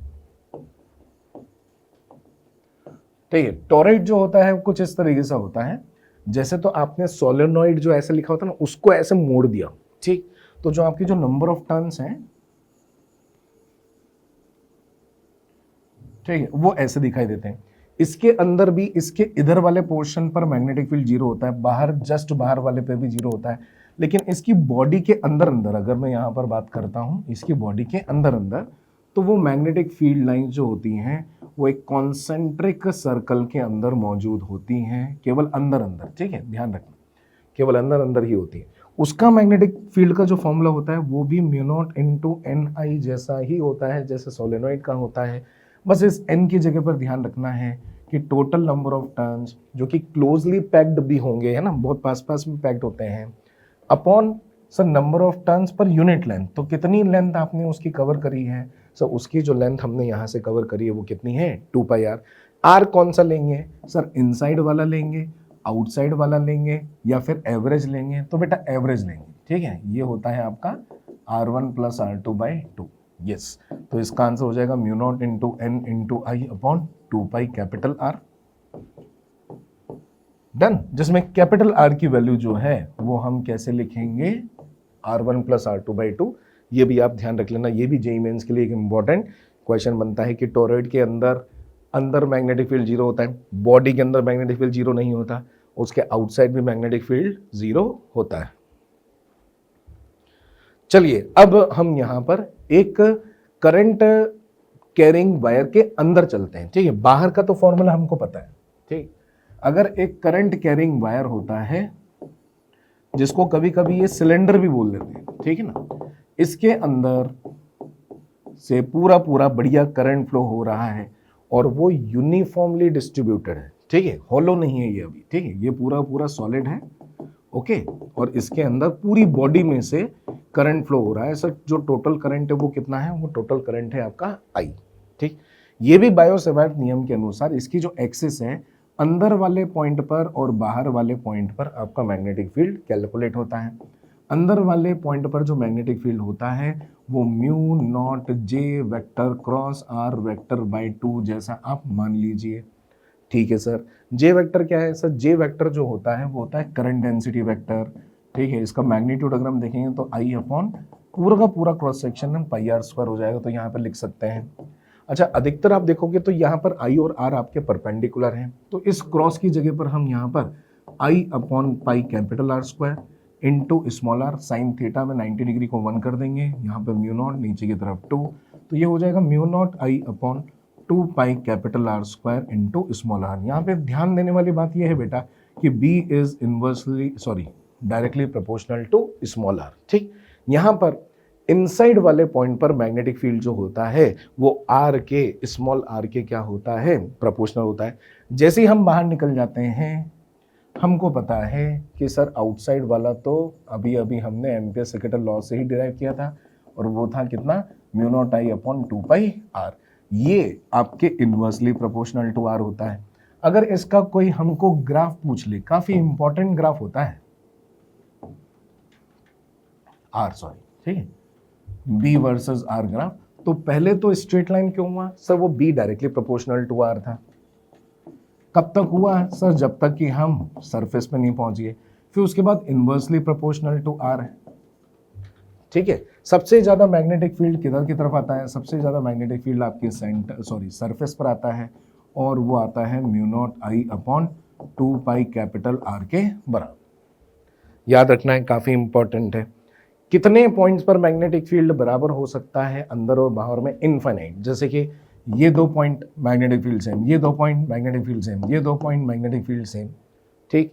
लेकिन एक बहुत ही स्पेशल पॉइंट है कि अगर आप इनसाइड वाला R/2 ले लो और बाहर वाला 2R ले लो तो उन दोनों का जो आंसर आता है वो सेम आता है। चलो चेक करते हैं सेम आता है क्या, जल्दी से बताओ कि अंदर वाला फॉर्मूला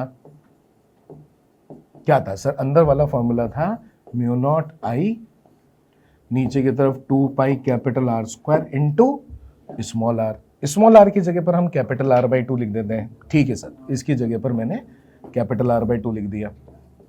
कैपिटल आर से कैपिटल आर कैंसिल हो गया, 2 और 2 4 हो गया, तो ये हो गया mu naught I upon 4 pi capital are, ठीक है भाई सर। ये हो गया अंदर की तरफ magnetic field eight R/2। 2R अगर बाहर वाले पे लगाएंगे तो सर बाहर वाले पर फॉर्मूला ये लगता है, और जब इस स्मॉल आर की जगह पर आपने 2R लिख दिया, सब लोगों को दिख गया होगा कि mu naught I upon 2 pi into 2r करेंगे तो वो 4 पाई कैपिटल R बन जाएगा। क्या बात है सर, ये तो हमको याद रखना ही चाहिए। और मैं आपको बता दूं लगभग हर साल जेईई मेंस के अंदर ये क्वेश्चन आता है, तो आपको ध्यान रखना है कि अंदर की तरफ वो पॉइंट जो कि आधी रेडियस पर है और बाहर वाला वो पॉइंट जो कि सेंटर से डबल ऑफ द रेडियस पर है, उन दोनों जगह पर आपका मैग्नेटिक फील्ड क्या आता है, सेम आता है। वैसे तो इन्फिनाइट नंबर ऑफ पॉइंट्स हो सकते हैं, लेकिन ये 2 स्पेशल पॉइंट है, इसको याद रख लेंगे। ठीक है साहब। सर अब क्वेश्चंस हम थोड़े बहुत देखेंगे किस फॉर्मेट में दिया जाता है, तो बिल्कुल देखते हैं। ठीक है, चलो ये वाला क्वेश्चन देखते हैं क्या है। 2 circular coils P and Q of the 100 turns each have the same radius of the pi centimetre. ठीक है भाई, दोनों की रेडियस दे दी और दोनों जो टर्न्स हैं सर्कुलर कॉइल्स वो 100 टर्न्स हमको दे रखे हैं। The current is in P and R is 1 ampere and 2 ampere, ठीक है respectively. P and Q are placed with their planes mutually perpendicular, यानी कि एक अगर ऐसा है तो एक ऐसा है। ठीक, एक में करंट इस तरह से जाएगा, इस तरह से जाएगा तो हो सकता है मैग्नेटिक फील्ड ऊपर की तरफ हो, और एक में करंट इस तरह से जाएगा तो हो सकता है कि मैग्नेटिक फील्ड एक्स डायरेक्शन में हो। यानी कि अगर इसके सेंटर के बारे में बात करें, जो कि देख लो आप वही निकालने को बोला है, the resultant magnetic field induction. हाँ, मैग्नेटिक फील्ड का दूसरा नाम मैग्नेटिक फील्ड इंडक्शन भी होता है। Magnetic field intensity, magnetic field खुद और मैग्नेटिक फील्ड इंडक्शन सब कुछ मैग्नेटिक फील्ड का ही नाम है, ध्यान रख लेना। Eight the centre of the coils, तो हम इसकी वजह से B1 बोल सकते हैं, इसकी वजह से B2 बोल सकते हैं, और क्या हम यहाँ पर इसका रिजल्टेंट निकाल सकते हैं? क्यों नहीं सर। B1 की वैल्यू और B2 की वैल्यू में हम mu naught I upon 2R वाला, क्योंकि ये सर्कुलर कॉइल है उसके हिसाब से mu naught I upon 2R वाला फॉर्मूला लगा सकते हैं। यस, तो ये हो जाएगा mu not I1 upon 2R। इसकी वैल्यू हो जाएगी कितनी? Mu naught I2 upon 2R। मैंने R सेम रखा है क्योंकि कॉइल की रेडियस सेम दे रखी है। ठीक है सर, I1 और I2 की वैल्यू अलग अलग दे रखी है, अलग अलग ले लेंगे। क्या हम दो वेक्टर्स को जो कि आपस में परपेंडिकुलर होते हैं रिजल्टेंट निकालना नहीं आता? आता है सर, कर लेंगे। ये वाला क्वेश्चन आपको करना चाहिए, मैंने आपको बस यहाँ पर कैलकुलेशन मात्र के लिए छोड़ दिया है। ठीक है, बड़ी इजीली कैलकुलेट कर लेंगे। म्यू नॉट की वैल्यू जो है, जैसे कि बोला गया था, म्यू नॉट अपॉन 4 पाई की वैल्यू 10⁻⁻7c होती है, इसका हमको ध्यान रखना है। चलिए नेक्स्ट क्वेश्चन का पैटर्न देखते हैं कैसा है। इतने मीटर का करंट कैरिंग यहाँ पर हमको 3 एम्पियर का वायर दे रखा है। जैसे कि यहाँ पर एक वायर है, फिर यहाँ पर है, फिर यहाँ पर है। सर ये तो आधा है, हमने तो पूरे का पढ़ा था। बेटा पूरे का पढ़ा है mu naught I upon 2R, ठीक है ना। पूरे का पढ़ा है कितना सेंटर पर? Sir mu naught I upon 2R। तो बताओ आधे का कितना हो जाएगा? सर इसका आधा हो जाएगा, बिल्कुल। तो इसका आधे का mu naught I upon 2R का आधा। और अगर सर आर्क आई, तो कभी देखो, अगर कभी कोई आर्क आई इस तरीके से आपको यहां पर दे रखा है, कभी कोई आर्क आई, तो उसमें हमने जितना एंगल सबटेंड होगा ना 2 पाई के कंपैरिजन में, जैसे कि यहां पर 2 पाई पूरा है, यहां पर 2 पाई का आधा है, ठीक है पाई, यहां पर 2 पाई के कंपैरिजन में कितना है? थीटा है। तो यहां पर magnetic field mu naught I upon 2R into theta upon 2 pi हो जाता है। ठीक है भाई, ओके चलिए, ये सर ये भी रिवीजन हो गया। क्या हम इसके अंदर magnitude of the magnetic field at the centre O of the arc निकाल सकते हैं? हाँ, इस पॉइंट पर केवल और केवल आर्क का ही मैग्नेटिक फील्ड आएगा। कैसे? क्योंकि सर ये वाला मैग्नेटिक फील्ड तो नहीं जनरेट करेगा, क्योंकि उसी वायर के ही सामने पॉइंट है। ठीक है साहब, ये भी जनरेट नहीं करेगा, ये भी उसी के ही पीछे की तरफ 180 डिग्री बनाकर ये भी जनरेट नहीं करेगा। सही, हमने रिवीजन किया है। यानी कि केवल इसकी वजह से होगा, और बड़ी आसानी से ये फॉर्मूला लगा दूंगा, म्यू नॉट की वैल्यू डाल दूंगा, आई की वैल्यू डाल दूंगा, रेडियस की वैल्यू डाल दूंगा, तो काम खत्म हो जाएगा। राइट, तो आपने देखा कि इस चैप्टर के अंदर कहीं ना कहीं पर क्या होता है, फॉर्मूले बहुत ज़्यादा इंपॉर्टेंट है। एक आप बोल सकते हैं कि एक आपके पेपर लें, उसके अंदर काफ़ी फॉर्मूले आप लिख लें, जितने भी आप कलेक्ट कर सकते हैं, उसको रिवाइज करें टाइम टू टाइम।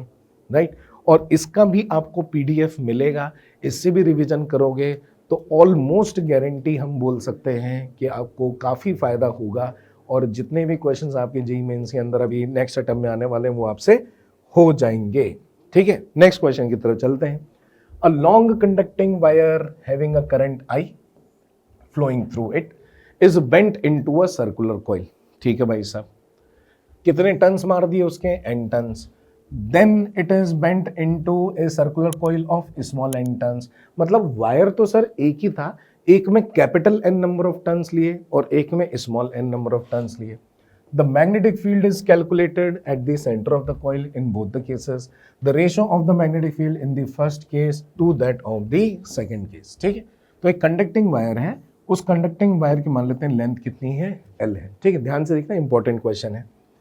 यहां पर हमने किया कितने टन्स है, n टन्स, उसकी रेडियस को क्या मान लिया, कैपिटल R। इधर की तरफ हमने क्या लिए, स्मॉल n टन्स, उसकी रेडियस को क्या मान लिया, स्मॉल r। ठीक है, मतलब इसमें न्यूमेरिकली में कम ज्यादा नहीं कर रहा, बस ये हमने बोल दिया वेरिएबल होंगे। ठीक, ये जो आपके n नंबर ऑफ टर्न्स हैं, क्या मैं बोल सकता हूं कि 2 पाई r इंटू n L होना चाहिए, बिल्कुल सर।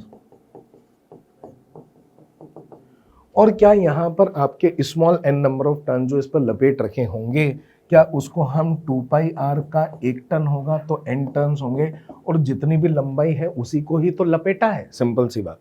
तो इसमें आपको स्मॉल n की वैल्यू स्मॉल r के टर्म्स में या स्मॉल r की वैल्यू n के टर्म्स में, जैसे कि कैपिटल R की value is inversely proportional to n और स्मॉल r की value is inversely proportional to small n की वैल्यू मिल जाएगी, राइट। चलिए, इस पॉइंट पर आपका मैग्नेटिक फील्ड कितना होगा, इस पॉइंट पर मैग्नेटिक फील्ड कितना होगा सर, यहां पर मैग्नेटिक फील्ड होने वाला है mu naught into n number of turns हैं इंटू, मान लेते हैं कि आपकी I की वैल्यू, क्या यहाँ पर I हमने सेम दिया हुआ है, ठीक है, बिल्कुल I इज फ्लोइंग, यानी कि इसमें I की वैल्यू चेंज नहीं करी है। अपॉन कितना होता है सर, 2 इंटू कैपिटल R। अब जब कैपिटल R की वैल्यू लिखेंगे तो 1/n जैसा कुछ होगा, तो ये 1/n जैसा कुछ होगा, n ऊपर की तरफ जाएगा तो B will be proportional to n square. क्या सिमिलरली हम ये बोल सकते हैं कि B proportional to small n square भी होगा, बिल्कुल।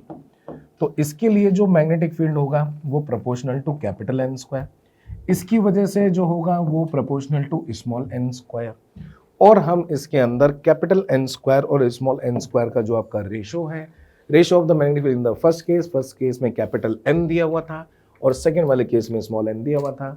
बड़ी आसानी से हमने यहाँ पर इसका रेशो निकाल लिया, कैपिटल N स्क्वायर इस टू स्मॉल n स्क्वायर। अच्छा लगा, राइट। अब मजा आ रहा है, क्वेश्चन जब होते हैं ना तब मजा आता है।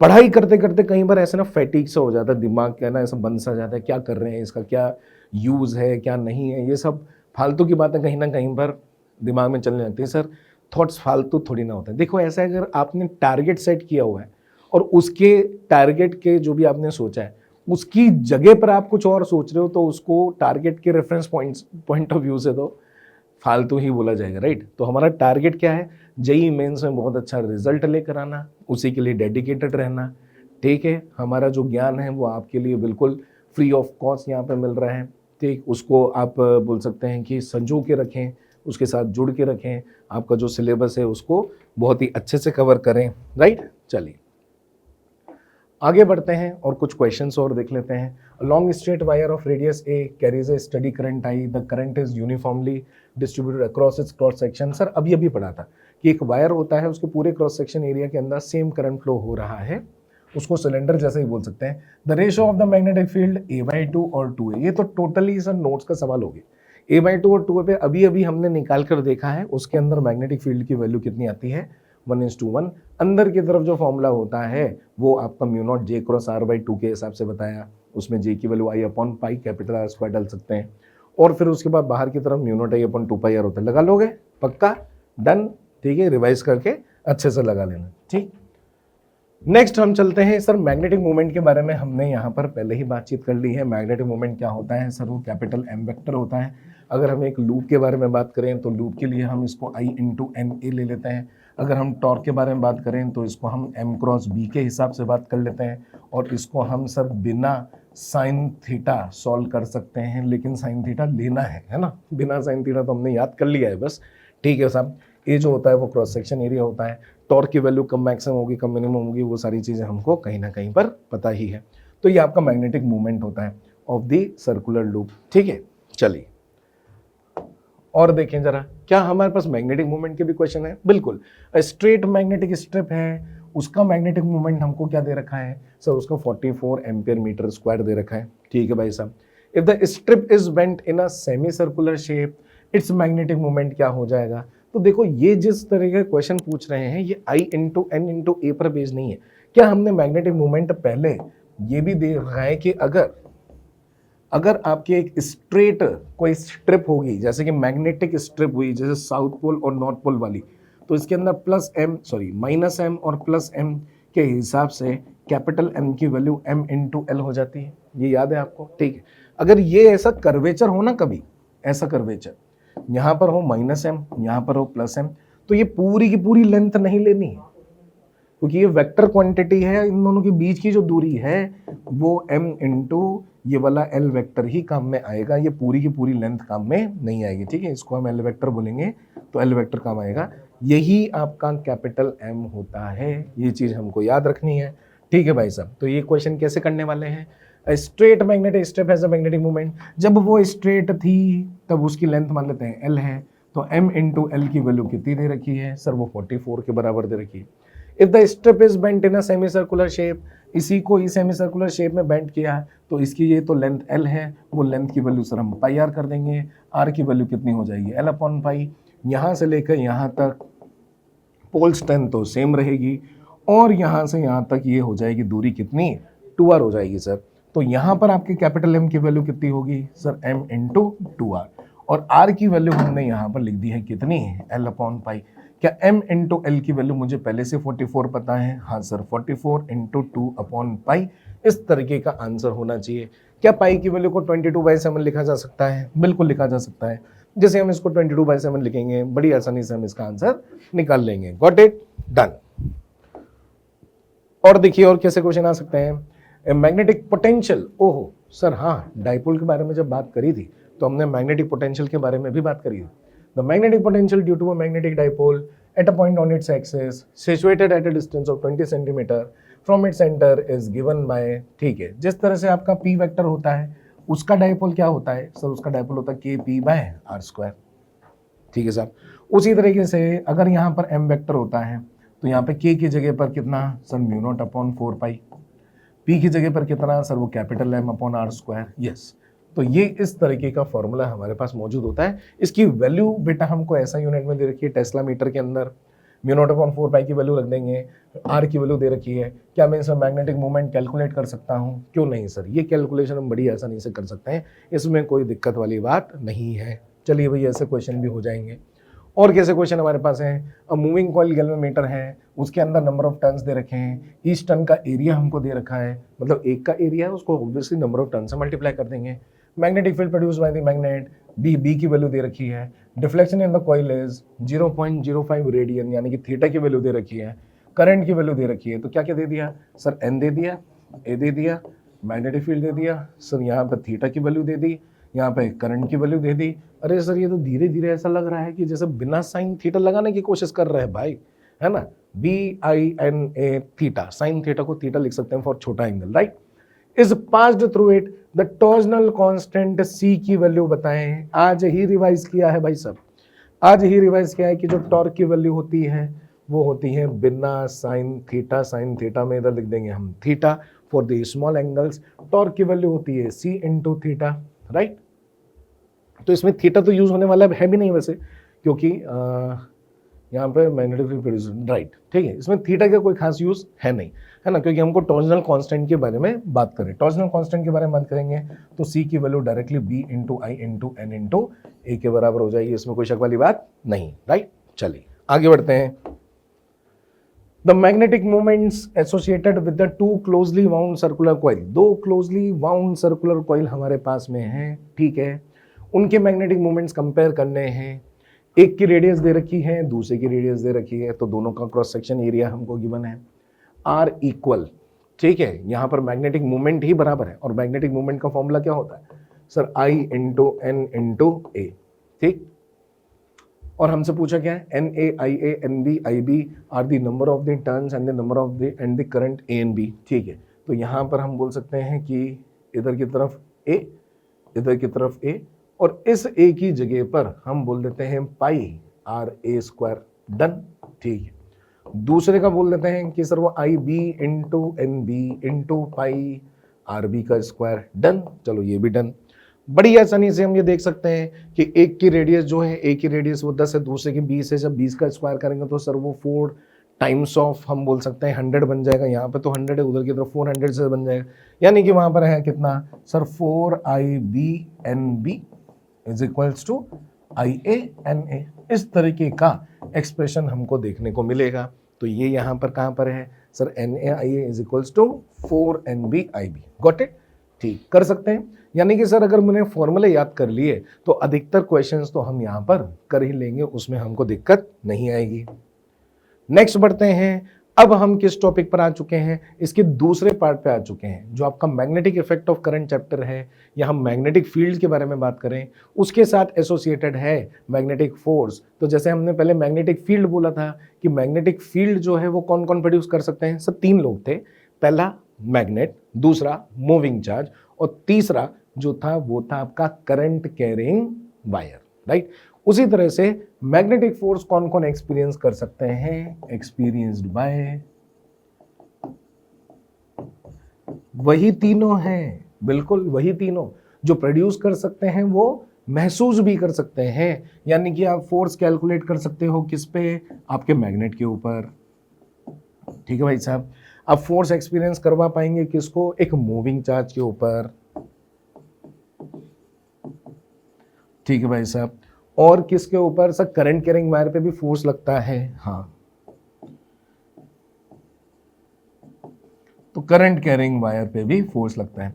अच्छा, इसकी अगर प्रॉपर्टी देखें तो मैग्नेटिक फोर्स एक कंजर्वेटिव फोर्स होता है। इलेक्ट्रोस्टैटिक फोर्स भी कंजर्वेटिव होता है और मैग्नेटिक फोर्स भी क्या होता है, कंजर्वेटिव होता है।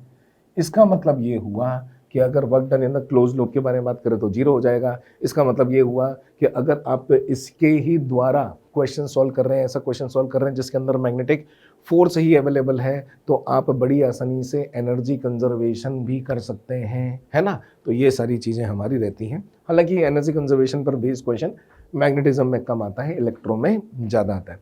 तो मैग्नेट कैसे एक्सपीरियंस कर सकता है सर, जस्ट लाइक अ डाइपोल। जैसे कि पी वेक्टर और ई वेक्टर के अंदर बात करी थी, वैसे ये वाला जो पोर्शन है इस पर कोई खास प्रश्न नहीं आते हैं कि मैग्नेट के ऊपर फोर्स निकालें।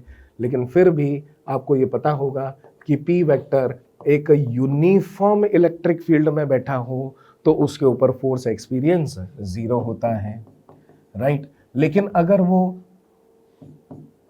ये यूनिफॉर्म के अंदर, ठीक है, लेकिन अगर इलेक्ट्रिक फील्ड आपका वेरिएबल हो तो आपका जो डाइपोल होता है, जो हमने इलेक्ट्रो 1 वाले पार्ट में पढ़ा था, राइट, उसके अंदर आपका जो फोर्स होता है वो होता है P vector into sir DE by DX, जैसा हमने लिखा था DE बाई DR कर सकते हैं। R जैसे जैसे चेंज हो रहा है या X जैसे चेंज हो रहा है, ये एक X का फंक्शन है मान लेते हैं, ये आपका फोर्स होता है ऑन दी डाइपोल। बस यहाँ पर क्या होगा सर, इलेक्ट्रिक फील्ड की जगह पर यहाँ पर क्या होंगे, मैग्नेटिक फील्ड। पी वेक्टर की जगह पर यहाँ पर क्या होंगे, एम वेक्टर। यहाँ पर पी वेक्टर की जगह पर क्या होगा, एम वेक्टर। और इलेक्ट्रिक फील्ड की जगह पर अगर मैग्नेटिक फील्ड हुआ तो वो dB बाई DX से उसको मल्टीप्लाई कर देंगे। ठीक है, क्वेश्चन कम ही आते हैं। अगर मूविंग चार्ज के बारे में बात करें तो रिसेंटली इस पर भी क्वेश्चंस कम हुए हैं, लेकिन ये हमको पता होना चाहिए। ठीक, चलिए, तो मूविंग चार्ज के ऊपर मैग्नेटिक फोर्स।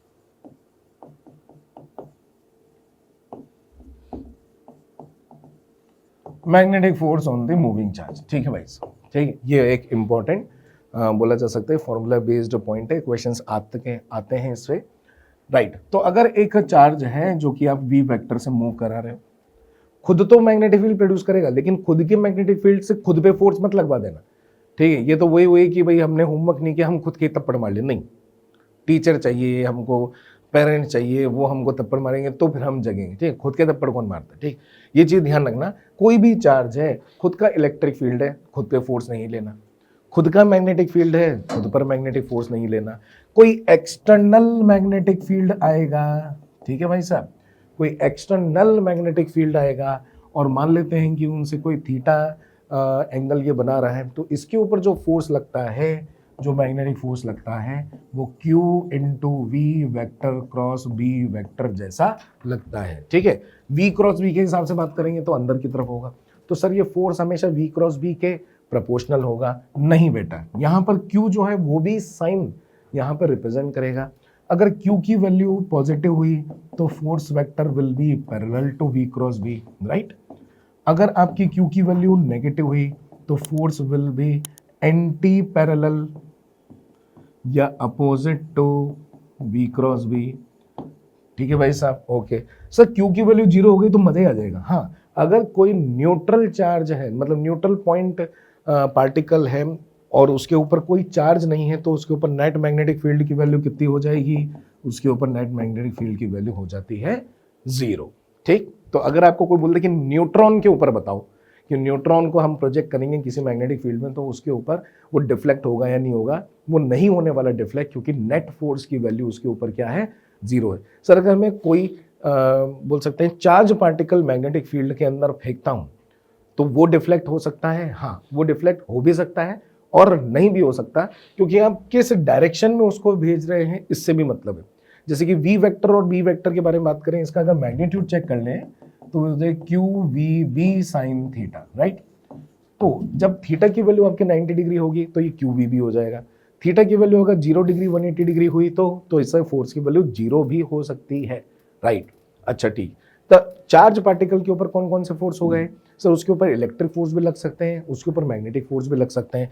इन दोनों के कॉम्बिनेशन को लॉरेंज फोर्स बोल देते हैं, ठीक है।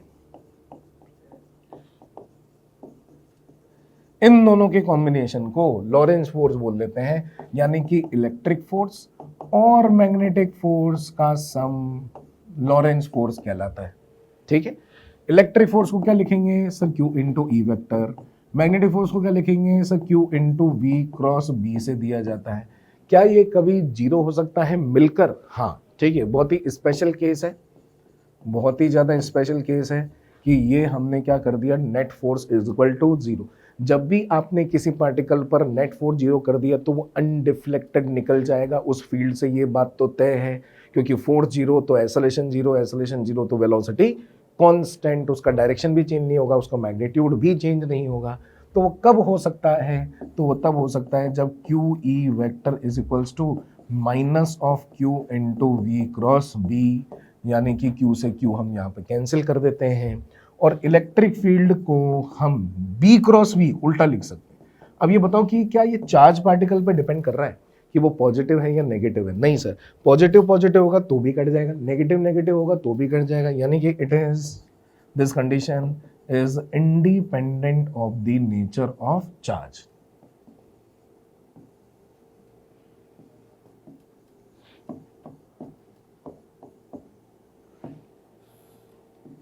ठीक है, it is independent of the nature of the charge. Charge भले पॉजिटिव हो, यानी इलेक्ट्रॉन हो, प्रोटॉन हो, अल्फा पार्टिकल हो, कोई भी हो, कोई भी आयन हो, यहाँ पर हम बात कर सकते हैं। तो इलेक्ट्रिक फील्ड जब बी क्रॉस वी के डायरेक्शन में होगा या वी क्रॉस बी के डायरेक्शन के अपोजिट होगा, और मैग्नीट्यूड वगैरह तो हम यहाँ पे चेक कर ही लेंगे। For example B cross V का मैग्नीट्यूड कितना हो जाएगा? सर वो हो जाएगा B into we into sine theta, ठीक है। ऐसे में कभी कभी ये पूछ भी लेते हैं कि कितनी वेलोसिटी से फेंका जाए कि ये सीधा का सीधा निकल जाए, अनडिफ्लेक्टेड कांस्टेंट वेलोसिटी निकल जाए, तो v की वैल्यू कितनी आती है? E upon B sine theta.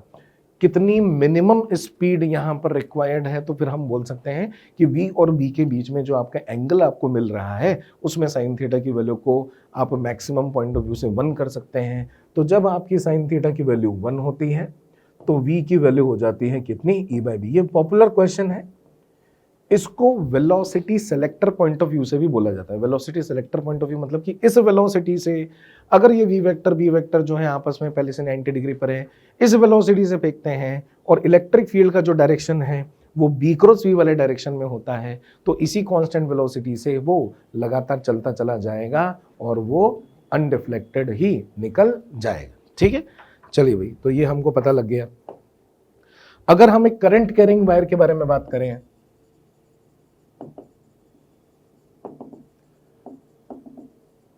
अगर हम एक करंट कैरिंग वायर के बारे में बात करें, तो जो करंट कैरिंग वायर है उसके अंदर क्या होता है? सर ये छोटा सा एलिमेंट ले लेते हैं, इसको हम बोल देते हैं कितना है, डीएल वेक्टर है, इसके अंदर कितना करंट जा रहा है? सर इसके अंदर आई करंट जा रहा है, ओके।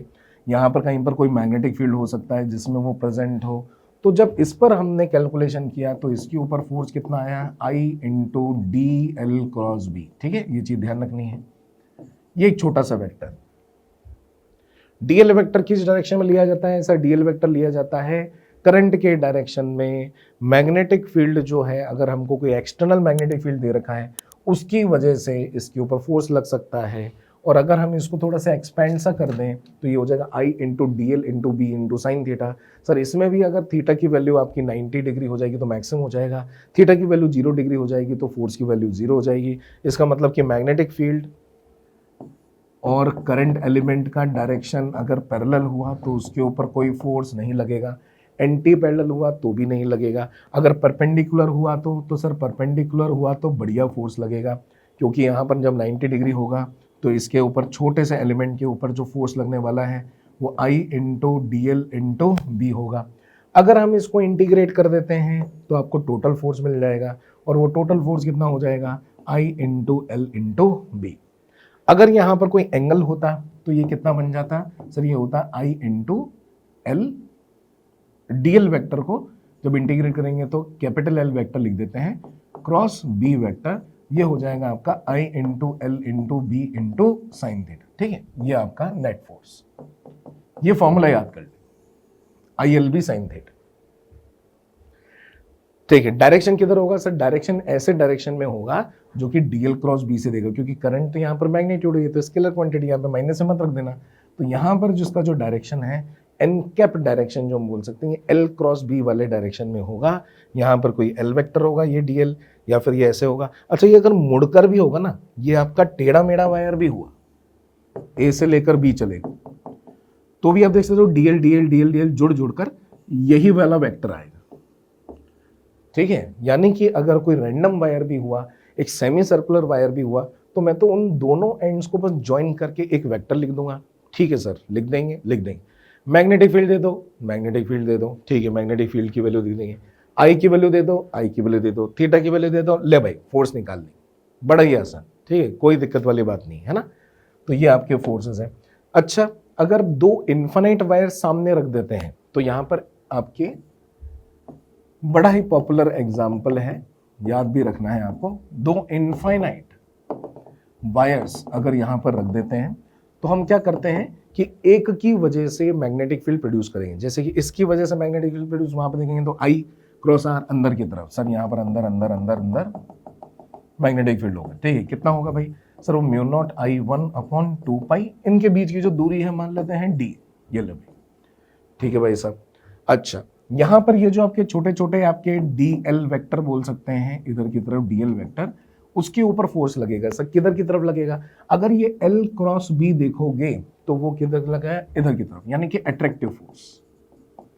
ओके, तो अट्रैक्ट कब करते हैं दो वायर्स? जब दोनों डायरेक्शन में आपके करंट की जो डायरेक्शन है वो क्या हो? सेम हो। ठीक है, अगर अपोजिट होंगे तो वो रिपेल कर देंगे, ये भी हमको ध्यान रखना है। तो इसके ऊपर फोर्स कैसे निकालेंगे? इस पर बेटा फोर्स निकालेंगे DF इज इक्वल्स टू आई। अब इस वाले का आई देखना पड़ेगा। मान लेते हैं इसके अंदर जो करंट जा रहा है वो I2 है, इस वाले का ही DL लेना पड़ेगा। मान लेते हैं कि ये है DL। और मैग्नेटिक फील्ड की वैल्यू किसकी लेनी पड़ेगी? सर वो एक्सटर्नल वाले की लेनी पड़ती है, जो कि कितना है? म्यू नॉट आई 1/2 पाई डी के बराबर। ठीक है, इस DL को उठा के इधर ले जाएंगे तो फोर्स पर यूनिट लेंथ निकल जाएगा। क्या बोलते हैं इसको? फोर्स पर यूनिट लेंथ। ये हो जाएगा आपका म्यू नॉट अपॉन 2 पाई डी I1 इंटू I2। ठीक है, वेरी वेरी फेमस क्वेश्चन। यहीं से ही एम्पियर की डेफिनेशन भी बनती है दोस्तों, कि अगर इसकी वैल्यू 2 इंटू 10⁻⁻7 हो जाए तो वो म्यू नॉट अपॉन 2 पाई से कैंसिल होगा। अगर इन दोनों के बीच की दूरी 1 मीटर हो जाए और जो आपके करंट है वो सेम हो जाए, तो ये जो सेम करंट की वैल्यू आती है उसको 1 एम्पियर बोलते हैं। यहाँ पे क्या कर देंगे? I²। यहाँ पर क्या हो जाएगा sir? 2 into 10⁻⁻7। Mu naught upon 2 पाई कितना हो जाएगा? वो भी 2 इंटू 10⁻⁻7। डी की वैल्यू कितनी हो जाएगी? 1 हो जाएगी। तो I² की वैल्यू 1 आएगी, 1 यूनिट। उस यूनिट को ही एम्पियर कहते हैं। ठीक है, तो अगर डी की वैल्यू 1 हो जाए, इस फोर्स पर यूनिट लेंथ की वैल्यू 2 इंटू 10⁻⁻7 न्यूटन पर मीटर हो जाए, और I1 और I2 दोनों के दोनों बराबर हो जाए, तो जो आपका आंसर आता है उसको क्या बोला जाता है? 1 एम्पियर। उसको 1 एम्पियर बोला जाता है।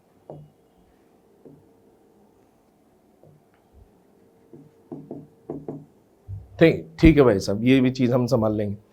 क्या हम इस तरीके से फोर्स कैलकुलेट कर सकते हैं? अच्छा, टॉर्क कैलकुलेट करना पहले ही सीख चुके हैं सर। कोई भी लूप वगैरह दे रखा होगा ना, तो उसके अंदर एम वेक्टर लेंगे, बी वेक्टर लेंगे, एम क्रॉस बी से हम उसके ऊपर टॉर्क निकाल सकते हैं। ठीक है, अगर मैं आपको एक क्लोज लूप दे दूं और उसके अंदर करंट दे दूं और मान लेते हैं कि उसको मैं मैग्नेटिक फील्ड में दे दूं, तो पहले तो बताऊं कि एम वेक्टर किधर होगा। सर आपने बताया था कि इसके परपेंडिकुलर ए वेक्टर लेते हैं, तो इसमें अंदर की तरफ एम वेक्टर होगा। तो एम वेक्टर और बी वेक्टर से सर टॉर्क तो आ जाएगा। टॉर्क की वैल्यू कितनी होती है सर? एम क्रॉस बी होती है। ठीक है भाई साहब, फोर्स की वैल्यू 0 क्यों हो जाएगी? सर एक पॉइंट से चलते चलते डीएल वेक्टर जुड़ते जुड़ते जुड़ते जुड़ते वापस से यहाँ पर एक क्लोज्ड लूप के लिए ध्यान रखना है हमेशा, क्लोज्ड लूप के लिए आपका जो डीएल वेक्टर का सम है वो 0 हो जाता है। इसीलिए ही वो जो एल वेक्टर लिया था ना अपने, वो 0 हो जाता है। इसीलिए उसके ऊपर फोर्स की वैल्यू जो हम I is equal to L cross B लिखते हैं, याद है ना, उसकी वैल्यू क्या हो जाती है? 0। इन यूनिफॉर्म मैग्नेटिक फील्ड, ये भी ध्यान रखना है। सर नॉन यूनिफॉर्म होगा तो नॉन यूनिफॉर्म के अंदर आप ये काम नहीं कर पाओगे, क्योंकि आपका जो ये डीएल क्रॉस बी होगा वो डायरेक्टली बार बार आपका जो बी वेक्टर है वो वेरिएबल हो जाएगा। ठीक है, जब दोनों वेरिएबल हो जाएंगे तो नहीं काम कर पाएंगे। जेईई मेंस के पॉइंट ऑफ व्यू से यूनिफॉर्म मैग्नेटिक फील्ड ही दिया जाएगा, नीड नॉट टू वरी। तो यहाँ पर आपके जो मैग्नेटिक फील्ड है वो यूनिफॉर्म होगा। यूनिफॉर्म मैग्नेटिक फील्ड में क्लोज लूप में बोलना पड़ेगा, यूनिफॉर्म फील्ड में, मैग्नेटिक फील्ड में, क्लोज्ड लूप के अंदर फोर्स की वैल्यू हमेशा सदा ही 0 होती है, लेकिन टॉर्क की वैल्यू हो सकती है। टॉर्क 0 हो ऐसा जरूरी नहीं है। ठीक है भाई साहब, ओके सर, ये चीज हमने समझ ली। किस तरह क्वेश्चन हमसे पूछे जा सकते हैं? An electron is projected with the uniform velocity along the axis inside a current carrying long solenoid. अगर एक लॉन्ग सोलेनॉइड के अंदर उसी के एक्सिस के अलोंग भेजोगे तो मैग्नेटिक फील्ड भी उसी के अलोंग होगा, और मैग्नेटिक फील्ड और वी वेक्टर अगर सेम डायरेक्शन में होंगे तो फिर उसके अंदर हम बोल सकते हैं कि कोई फोर्स लगने वाला नहीं है, क्योंकि फोर्स होता है कितना? Q into we cross B. अगर हम सोलेनॉइड बनाते हैं तो सोलेनॉइड के अंदर मैग्नेटिक फील्ड उसकी एक्सिस के अलोंग ही होता है, राइट। अगर किसी इलेक्ट्रॉन या चार्ज पार्टिकल को इसी डायरेक्शन में भेजेंगे तो वी और बी पैरेलल हो जाएंगे, और वी और बी पैरेलल हो जाएंगे तो उसके ऊपर कोई लगने वाला फोर्स नहीं है। तो electron will continue to move with uniform velocity along the axis of the solenoid. A is the correct answer. तो हम देख सकते हैं कि कहीं ना कहीं पर फंडामेंटल क्लियर हो और हमको कुछ फॉर्मूले याद हों इस चैप्टर के, तो हम उसको अप्लाई कर सकते हैं। फिर पीवाईक्यूज प्रैक्टिस करना है, जैसे कि हम यहाँ पर कुछ क्वेश्चंस प्रैक्टिस कर रहे हैं। नेक्स्ट क्वेश्चन की तरफ चलते हैं। A proton moving with a constant velocity passes through a region of the space without any change in its velocity. ठीक है भाई, एक ऐसा चार्ज पार्टिकल है जो किसी गिवन स्पेस से जा रहा है और वो अपनी वेलोसिटी को चेंज ही नहीं करता। वेलोसिटी चेंज नहीं कर रहा है, इसका मतलब उसका एक्सेलरेशन 0 यानी कि 4 यानी कि नेट फोर्स उसके ऊपर 0। ठीक है भाई, if E vector and B vector represent the electric and the magnetic field respectively, then the region space में है उसके ऊपर क्या हो सकता है, वहां पर क्या क्या हो सकता है। ठीक है, ये हमसे पूछना चाह रहे हैं।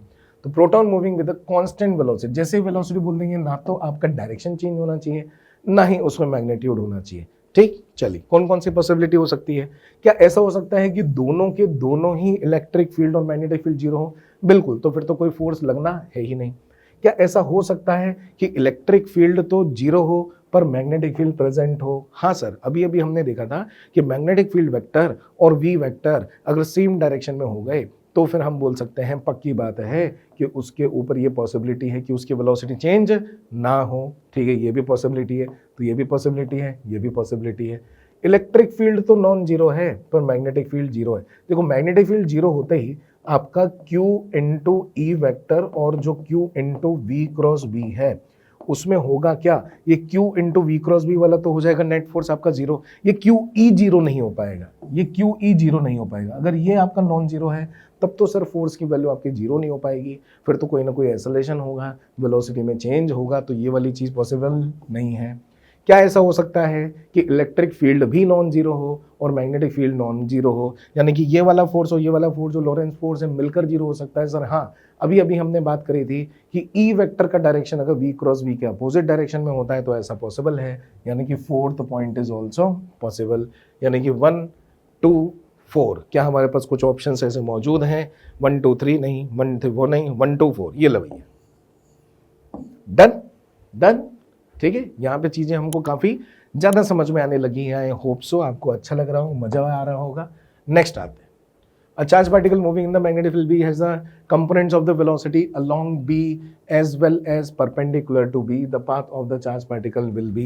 अगर हम पाथ के बारे में बात करें, पाथ के बारे में चर्चा करें, तो चलो आपको मैं नोट्स रिवाइज कराता हूं, फिर उसके बाद इस क्वेश्चन पर आते हैं। अगर आपके पास कोई भी चार्ज पार्टिकल किसी V वेक्टर से एंटर होता है और वो मान लेते हैं कि मैग्नेटिक फील्ड में एंटर हुआ है, यूनिफॉर्म मैग्नेटिक फील्ड हम मान लेते हैं, ठीक है, यूनिफॉर्म मैग्नेटिक फील्ड मान लेते हैं, तो V क्रॉस B से ऊपर की तरफ अगर फोर्स लगेगा तो ये इस तरह से ऐसा टर्न होता जाएगा, जैसे जैसे V चेंज होता जाएगा, वैसे वैसे आपका ये देखो अंगूठे का डायरेक्शन भी चेंज होता जाएगा, क्योंकि V क्रॉस B ये यहाँ पर एक सर्कुलर पाथ आता है। कब आता है? जब आपने इनिशियल वेक्टर को मैग्नेटिक फील्ड के परपेंडिकुलर रखा हो, ठीक है। V इनिशियल वेक्टर अगर आपके मैग्नेटिक फील्ड के परपेंडिकुलर होता है, यूनिफॉर्म मैग्नेटिक फील्ड के परपेंडिकुलर होता है, तो क्या आता है?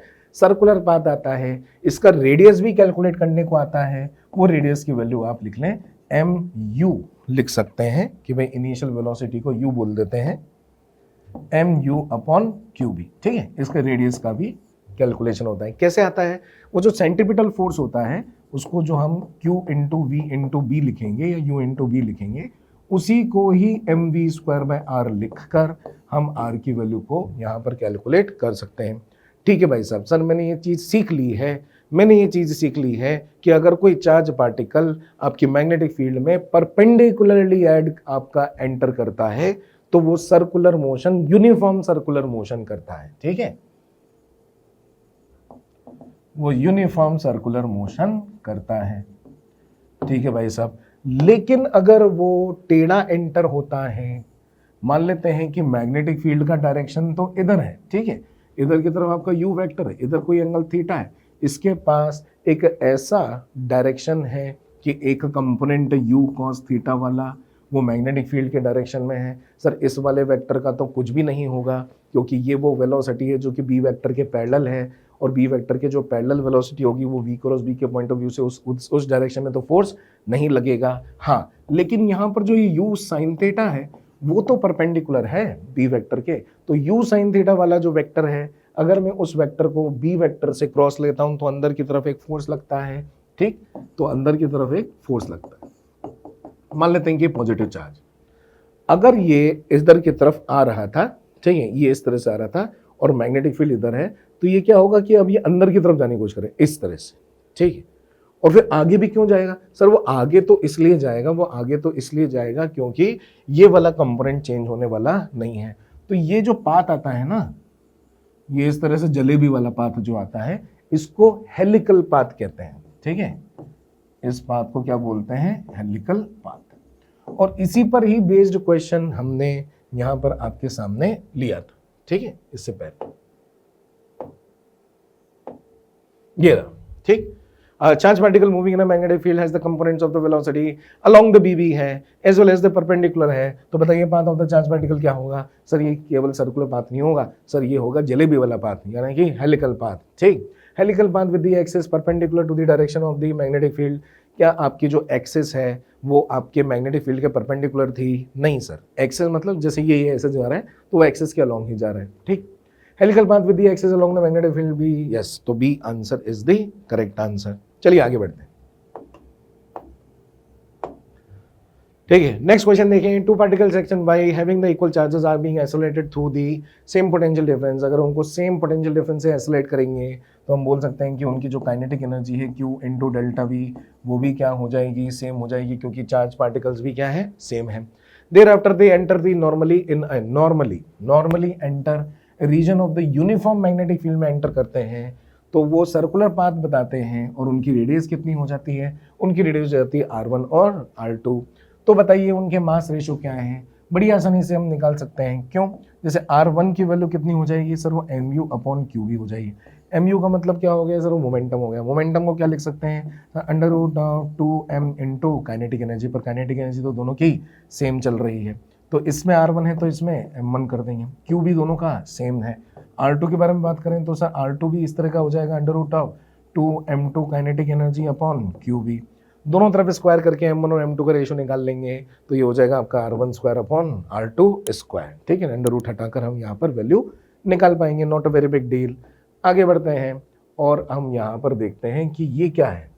ये तो एक रॉड सी कुछ दे रखी है, एक कंडक्टिंग हम बोल सकते हैं कि वायर हमको दे रखा है। यहाँ पर कोई स्प्रिंग बना रखी है, यहाँ मैग्नेटिक फील्ड दे रखा है। अगर करंट फ्लो करवा दिया तो क्या होगा, अगर करंट फ्लो करवा दिया तो इस पे फोर्स लगेगा। वो फोर्स किससे बैलेंस हो सकता है सर, ग्रेविटेशनल फोर्स प्रेजेंट होगा तो ग्रेविटेशनल फोर्स से करवा सकते थे, स्प्रिंग फोर्स प्रेजेंट होगा तो स्प्रिंग फोर्स से करवा सकते थे। चलो इस क्वेश्चन की तरफ देखते हैं। Straight wire AB of mass 40 gram and length 50 centimeter is suspended by a pair of the flexible leads in a uniform magnetic field of the magnetic। ठीक है भाई, ये वाली वैल्यू मिल गई, इसकी खुद की लेंथ मिल गई, उसका मास हमको मिल गया as shown in the figure। The magnitude of the current required in the wire to remove the tension in the support lead। इसके अंदर टेंशन रिमूव करनी है, यानी कि यहाँ से कोई टेंशन नहीं लगना, यानी कि नीचे की तरफ कौन से फोर्स लग रहे होंगे, mg। और अगर हम यहाँ पर करंट के बारे में बात करें तो उसकी वजह से जो फोर्स लगेगा वो कितना हो जाएगा सर, वो I into L into B हो जाएगा। इस ILB को किसके बराबर कर देंगे, mg, तो I into L into B is equal to mg। बड़ी आसानी से हम यहाँ पर m की वैल्यू को kg में कन्वर्ट कर देंगे, g की वैल्यू लिख देंगे, मैग्नेटिक फील्ड की वैल्यू दे रखी है, लेंथ की वैल्यू सेंटीमीटर से मीटर में कन्वर्ट कर लेंगे और फिर I की वैल्यू निकाल लेंगे। डन। इस तरीके से हमने ये देखा कि मैग्नेटिक फोर्स के क्वेश्चंस कैसे यहाँ पर होने वाले हैं। तो हमने यहाँ पर बहुत ही बेहतर तरीके से मैग्नेटिक फील्ड देख लिया है, तरह तरह के उसके कैसे क्वेश्चंस आते हैं वो देख लिए, मैग्नेटिक फोर्स के बारे में हमने जानकारी हासिल कर ली है। जो इलेक्ट्रोमैग्नेटिक इंडक्शन वाला पार्ट है और AC वाला जो पार्ट है उसको हम नेक्स्ट पार्ट में कवर करने वाले हैं। ये वाला पार्ट कैसा लगा आपको, जो हम डिटेल में गए, जो हम कॉन्सेप्ट में गए, कैसा लगा आपको कमेंट में ज़रूर बताना दोस्तों। और नेक्स्ट पार्ट के लिए इंतज़ार करना, चैनल पे बने रहना। मोशन आपकी पूरी हेल्प कर रहा है रीस्टार्ट 2.0 के अंदर। हम 2025 के अंदर जो अप्रैल के अटेम्प्ट के अंदर JEE मेंस की प्रिपरेशन कर रहे हैं, लगातार बने रहिए, ठीक है, ओके। और शेयर जरूर करें अपने दोस्तों से, क्योंकि यहाँ जो कंटेंट मिल रहा है वो बेहतरीन कंटेंट है, उनका भी फायदा हो जाएगा, right. Okay, bye bye, take care.